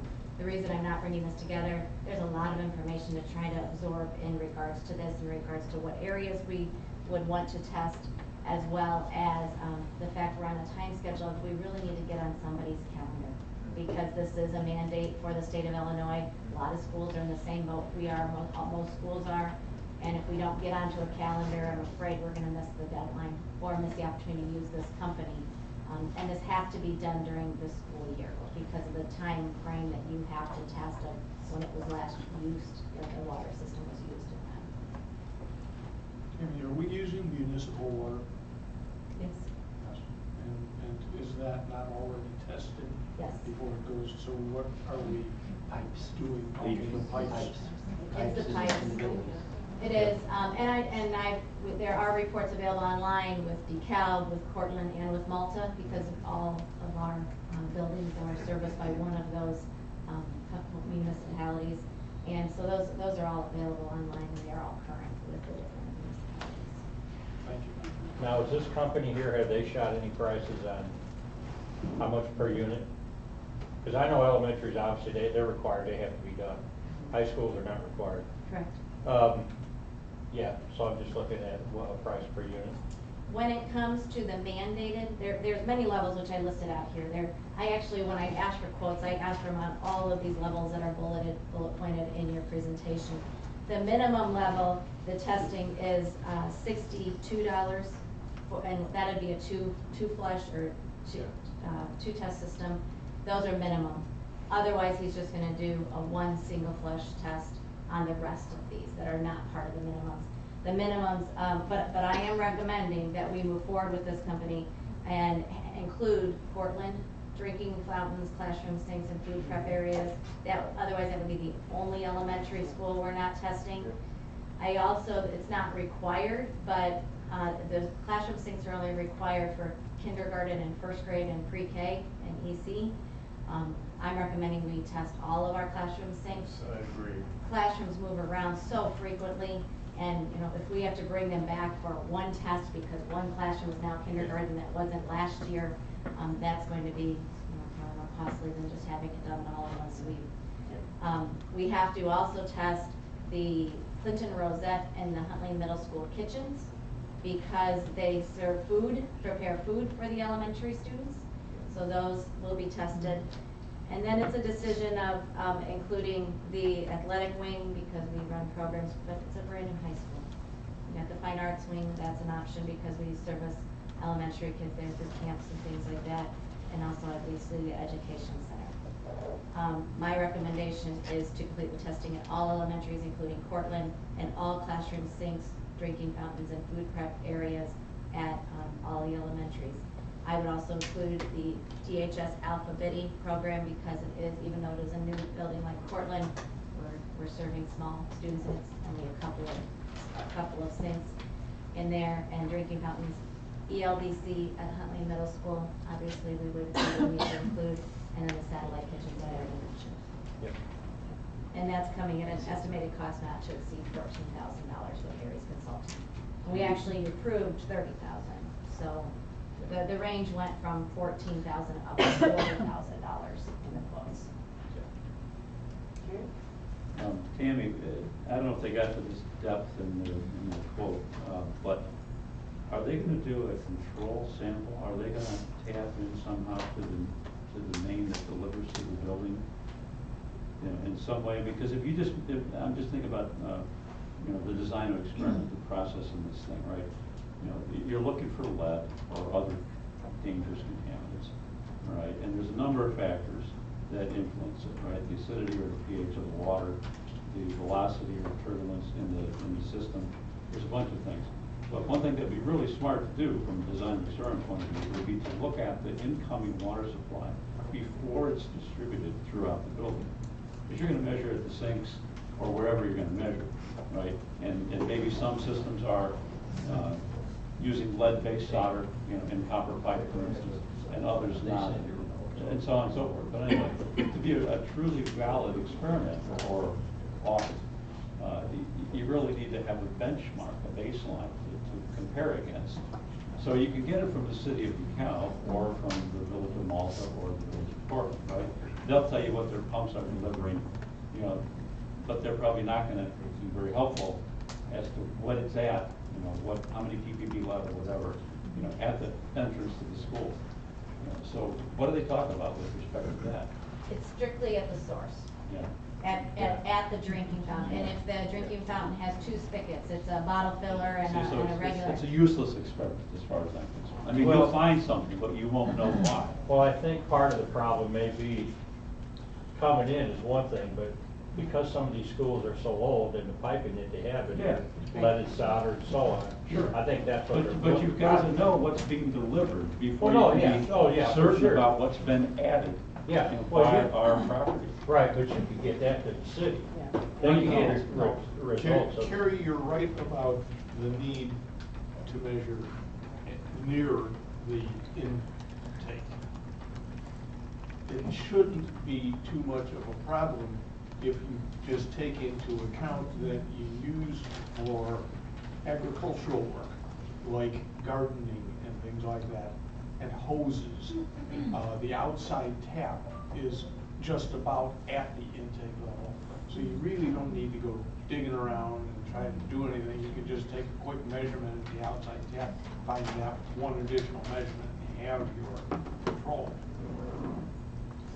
Well, and again, I think part of the problem is. That should be sufficient to do it. You would then know that you're getting clean I mean, water in. at this point, we would be following what we are required to follow, Yeah. what all schools are required to follow in regards to the testing requirements that's in the Senate bill. They're working closely with the IDPH, they're working closely with the EPA, because there are some standards they're trying to still work out the details on in regards to testing levels, in regards to reporting levels, in regards to remediation. Well, so I guess can we just, I mean, Tammy's recommending that we, Yeah.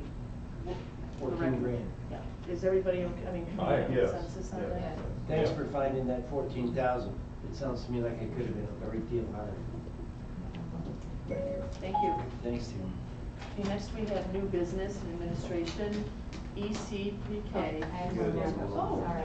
I'm sorry. Little John. We're getting tired. Little John, second shift custodian, additional .25 FTE, and this is an informational item. This expense was actually included in the mobile expenses that you approved at the May 16th board meeting. When I came in and you approved that we add the Little John mobile, we knew there was gonna be requirements for additional custodial cleaning at Little John because of this. And so those were part of that. That's what this is that we're recommending, that we approve the additional .25 FTE of custodial hours at Little John Elementary. They currently have a 6-hour custodian, Monday through Friday. It would then go to an 8-hour. As a 6-hour, they're qualified as a full-time equivalent, so they already have benefits. It's just the actual 2 hours. And it's actually only the extra 2 hours during the school year, so 40 weeks a year, not 52. Because during the summer, all of our part-time staff have the opportunity to work full-time or 8 hours a day, so that we can make sure and get our school buildings clean. So 40 hours a week, an additional 2 hours a day. Right. Thank you. Okay, now we have. Move to action. On the next Yeah, page, yeah. yeah. New business and administration, EC pre-K, 1.0 FTE certified teaching position for blended program, and 1.0 FTE instructional assistants, and this is informational item. This was presented to you earlier this evening, so we're just asking if you could bring it back at the June 20th for a vote. Okay, any additional questions for Christie? Okay. So do we have a consensus then? Yes. Yes. Okay, next we have additional 1.5 FTE for Huntley Middle School Special Education. And this is Ms. Christy Meyer, Mr. Tom Kim, and an informational item. Very good, thank you. So we're coming before you because in the last few months, we've had a number of IEP meetings, transition meetings from 5th grade to 6th grade. And during those transition meetings, a number of students have been identified that will require a more intensive level of academic support. And we have those intensive programs currently at HMS. We would need, based on the numbers, and actually what I put in here, I said it was at 96% capacity. We are now at that 100% capacity, and we would need to add another classroom for next year. We know historically that more students will be moving in or qualifying at the beginning of the year for a more intensive level of support. Historically, I would say Well, just coming off of the Labor Day weekend this past year, I want to say we received 4 new IEPs from various districts with movements, and they require intensive programming. In this particular case, so just, Rick, I was listening to you earlier. You said you'd like a little one-on-one every now and then, right? So the reason why this request comes to you at this time of year is because as a district, we finish all of our IEP meetings, at the end of the school, by the end of the school year. Once that's done, that gives us hard numbers to come back and understand where we're at, really. So one thing that happens is if a student comes into, transfers into Rosette, for example, and on there, and they have an IEP, and when his team looks at the IEP, if there are pieces to that IEP that require intensive level education programming that we house at Huntley, that student, then they would invite our team to that follow-up meeting to discuss how we handle the transition for that student. So there's a lot of different variables here. That is why our numbers for the intensive program tend to have an uptick. So currently we're at 26 students for the incoming 6th grade class, which is our max capacity. So we are asking for that 1.0 to go out and hire for another 6th grade intensive teacher. We are in a position that when we look then a little deeper into the students that would be going into the 6th grade intensive program, we noticed that 10 of the students coming from the feeder schools that would typically feed into Clinton Rosette are students that would make up a classroom of intensive students that we could then branch into Clinton Rosette and house the program there rather than at Huntley. This would be a good move on our part as a district for many reasons. One, space. There's more space available at Clinton Rosette in order to house the program. Two, it would extend our continuum of services at Clinton Rosette, where we have perhaps a student who has some needs at a resource level, but then additional needs at an intensive level, or needs to access our target or EDB program, and needs in the academic realm at the intensive, then we would have a broader continuum of services at Clinton Rosette. And third, and this is really an important reason too, students are able to continue with their peers from their home schools into their friends that they've been going to school with all along. They aren't removed from their peer group to go to another building to access their academic needs.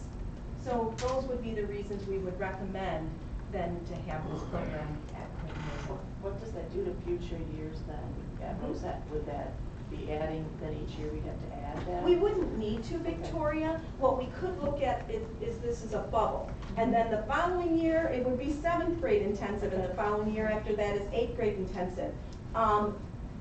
We don't know from year to year which students, how many students would qualify for that intensive level of need. So we would look at that from year to year. So this does allow us to maximize some of the resource FTE that exists in both of our buildings. Instead of us coming back to you saying, we potentially have more resource FTE needs at Huntley because we have more students being pushed out, and we already have students in intensive programming that might be already pushed out from the So it gives us that opportunity for more flexibility. And then the 0.5 FTE, just to make sure we cover that piece as well, we needed to wait until the end of our IEP meeting season, basically what we call it, to determine what the placements will look like, the final placements for our current 7th graders. We had an extra section of language class being taught, and because those students who we did not have a change of placement in numbers that would change the FTE that we were currently at, that would just move up and follow that bubble into 8th grade. So that FTE is going to be used for actual language programming at 8th grade instead of 7th grade as it was this past year. To the point that you made earlier, Rick, I've included with this informational item, I've also included some data about our special ed numbers that I thought you might find interesting. So for an example, just this year alone, from 2016 school year 2017, we've gone up by 75 students with IEPs. So we are seeing we continue to increase in our number of students who have specialized needs. So I included that because that might be helpful to frame why I keep coming to you. Well, I know that, I mean, from what I recall last conversation, it seemed like the number of IEPs to, students IEPs to total students for district was around 16%. That is what it is at this point. And so it seems like that, and that was, that was fairly typical. Typical? Of a district this size. I would not say that we are typical. The average in the state is around 14. We are, if you look at, I did include that information at the bottom. That's that blue to the brown on that graph is state to us, and we're going up. Right, however, if you look down below the forecast 5 numbers that I gave you, those numbers reflect data pulled from all of those similar districts to us in size as well as SES, and we're commensurate with some of those other districts. For example, if you look at, we're at, based on these numbers and when they were pulled, 6217 in enrollment. And again, this is old information, it's 2014-15, but that's what we had to get from. If you look at another district with 63 at Granite City, you see how we're lower than Granite City, but they have not too far off on the percent of low income. So you can see that we're not so far out, but yes, our numbers are going up. They are. 16% is, we're a busy group in student services throughout the district. Christy, are you seeing the number in our new students? Is the number in our new students of IEPs, is that increasing at a quicker rate than our current students, or? You mean move-ins? Move-ins, yes.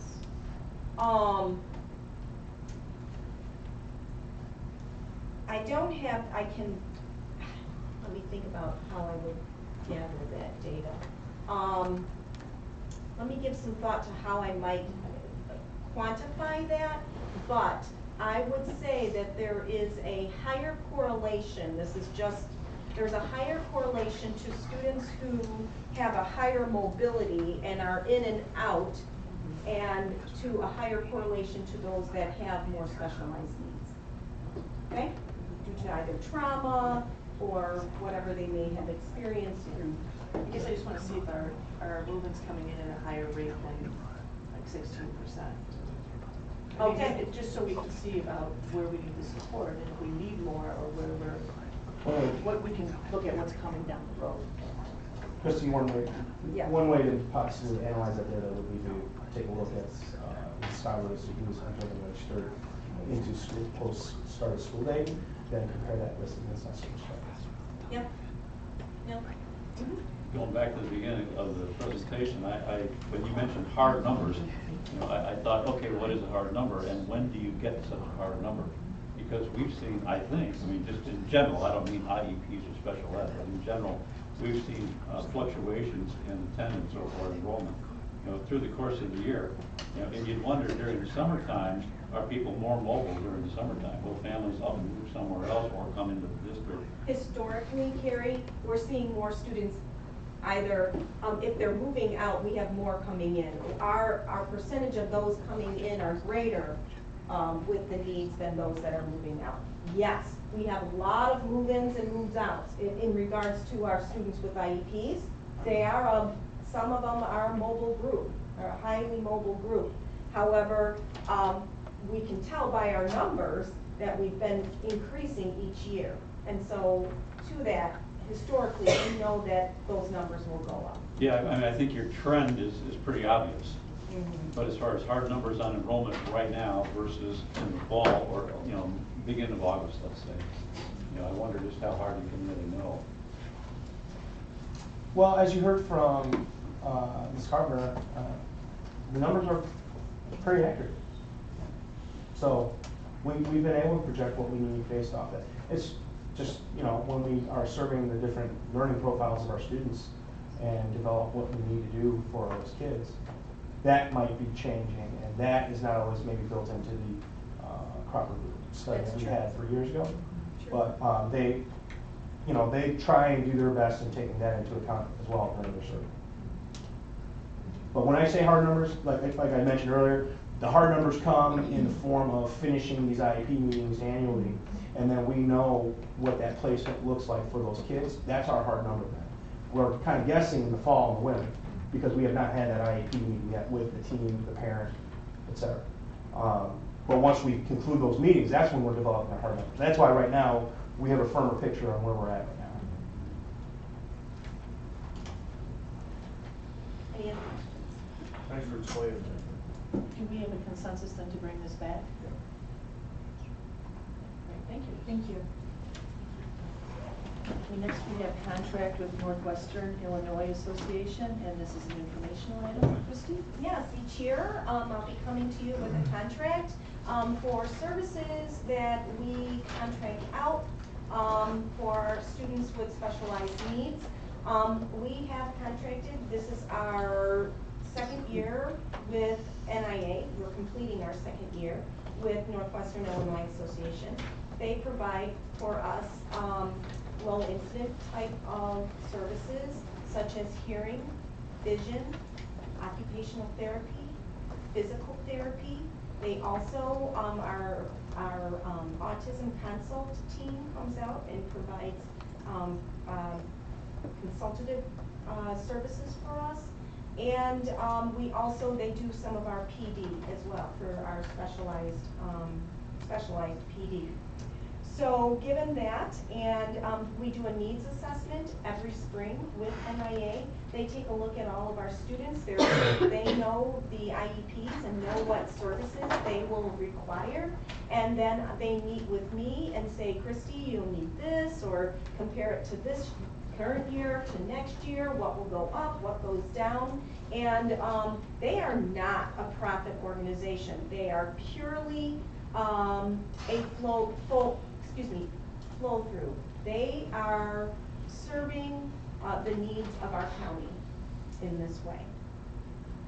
So to that end, I just wanted to share with you that I included on here the contract, also the summary of fees on the back, and you'll see here that we will be contracting with them for around $1.4 million. And as I mentioned in the past, approximately 60% of that does get paid out of our IDEA grant. Okay.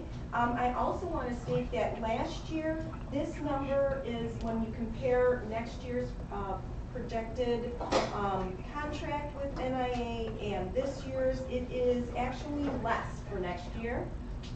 But it simply is because it's $152,000 less, simply because we've had some families move out that the cost of their programming was high. It was a fund code X, so it was very high. Okay, so that's why that number went down, and it was specialized services. Do you have any questions?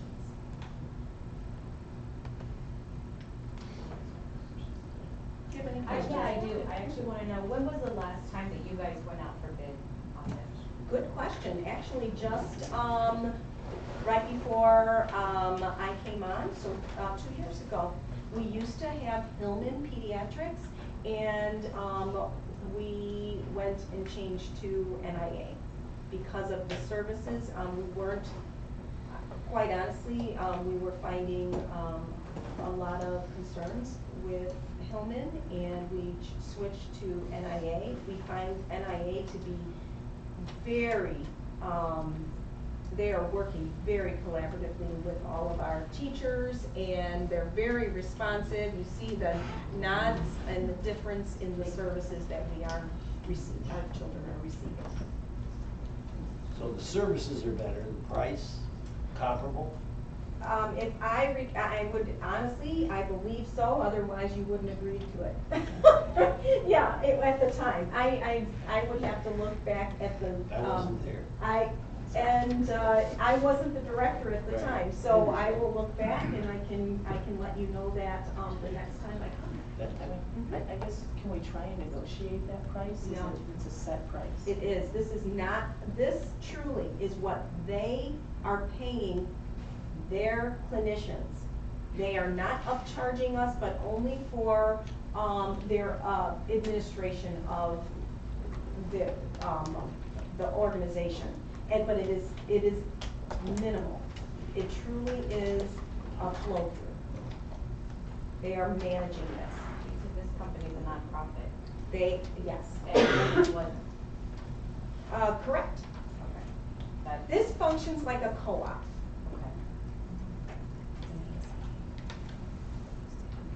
Do we have a consensus to bring this back? There's no other competition, is there? I mean, if you're. We got it from Hillman before. Yeah, no, but I and mean, is there anybody besides Hillman? that will be able to do this kind of work for us. The comprehensive work as well as for the price. You said that they do this in the county, so the inference is that other people in other districts use these Absolutely. people? Absolutely.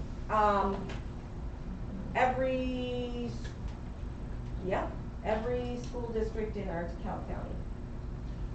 I'm thinking through, I had to think through of all the directors, yeah, everybody was represented in that needs assessment. This has to happen across the state, right? So there must be more companies. Oh, yes, there's other ways. But maybe not more in northern Illinois or vicinity? I mean, Correct. We are out here compared to, Somehow I remember having this conversation before, I don't know about this. it was Hillman. It was 3 years ago when we had Hillman, and then we were changing over to NIA. That was the conversation at the time. Because of the quality of service was why it came before. And if I'm not mistaken, there was a minimal change in the cost. I will look for that and Jeff and let you know for sure. Appreciate it. So do we have a consensus then to bring this back? Okay. Next we have Voco Vision teletherapy contract.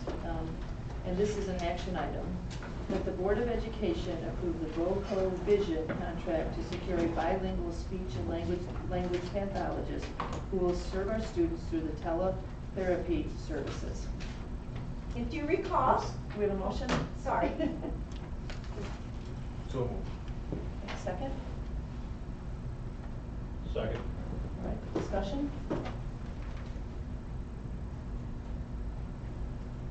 Christine, say something. If you don't have any questions, would you like to know about Vocal Vision? Yeah.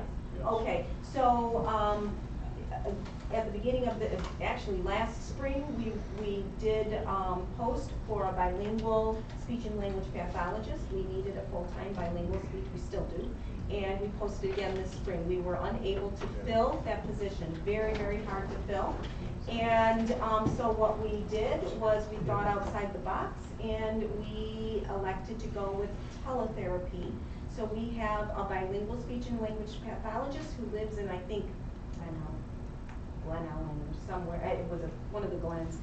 And she's at her home and we have students here with a safety monitor that accompanies the students, and they receive their speech and language services through this interactive teletherapy. And we have found that it is meeting our students' needs. The therapist is really a very good therapist, so we are pleased with the services. We again this spring tried to post it. Again, we had no candidates for bilingual speech and language.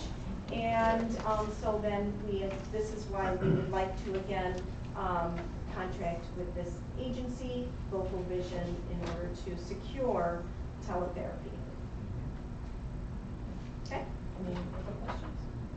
All right, roll call please. Jeff Halgren, Yes. Terry Millat, Yes. Victoria Newport, Yes. Valerie Pena Hernandez, Rick Smith, Yes. Howard Solomon, Yes. Fred Davis. Yes. Next, we have EDU healthcare contract for psychologist substitute. This is an action item, that the Board of Education approve the contract with EDU healthcare to secure a part-time psychologist to serve our district's needs during a maternity leave. Do we have a motion? So moved. Is there a second? Second. Okay. Discussion? Roll call please. Terry Millat, Yes.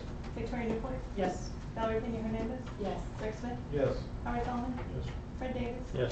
Jeff Halgren. Yes. Okay, next we have a .33 FTE request for PE, Huntley Middle School, and this is for the 2017-2018 school year.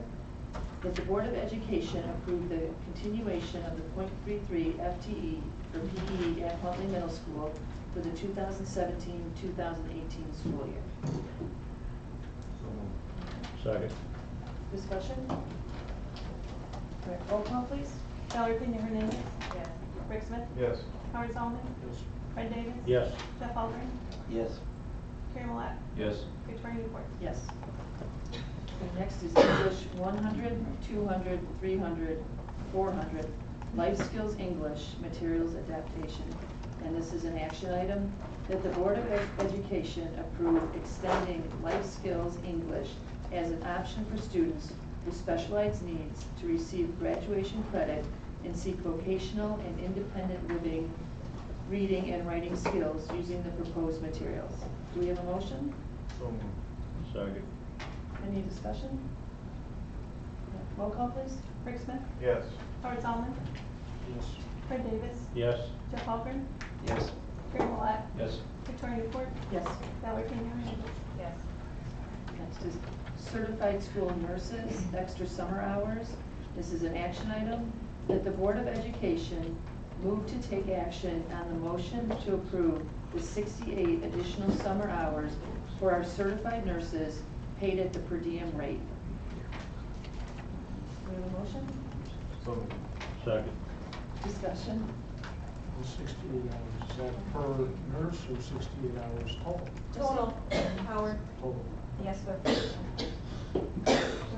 Roll call please. Howard Solomon, Yes. Fred Davis, Yes. Jeff Halgren, Yes. Terry Millat, Yes. Victoria Newport, Yes. Valerie Pena Hernandez, Yes. Rick Smith. Yes. Next, we have approval of new course, STEM course for the middle school. And this is an action item, that the Board of Education approve the proposal to offer a STEM course at both middle schools. Do we have a motion? So moved. Second. Discussion? Roll call, please. Fred Davis. Yes. Jeff Halgren, Yes. Terry Millat, Yes. Victoria Newport, Yes. Valerie Pena Hernandez, Rick Smith, Yes. Howard Solomon. Yes. Okay, next we have materials adoption for advanced placement chemistry. This is an action item, that the Board of Education approve the materials proposal for chemistry, 10th edition, Centridge Learning. Do we have a motion? So moved. Seems to be the pattern. Over in that corner. Yeah. Dollar Discussion? menu. Any discussion? I remember the book that was passed around, it was very heavy. And it was also pretty substantial in terms of price. What was the price and how many books were we talking about? Done here.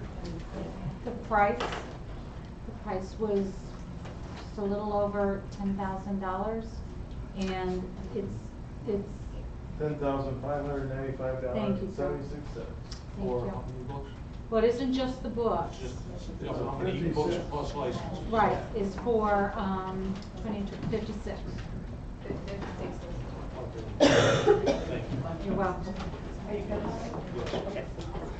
Roll call then, please. Jeff Albrecht. Yes. Terry Malat. Yes. Victoria Newport. Yes. Valentina Hernandez. Yes. Rick Smith. Yes. Howard Solomon. Yes. Fred Davis. Yes. Okay, with that, the meeting will be adjourned. All in favor? Aye.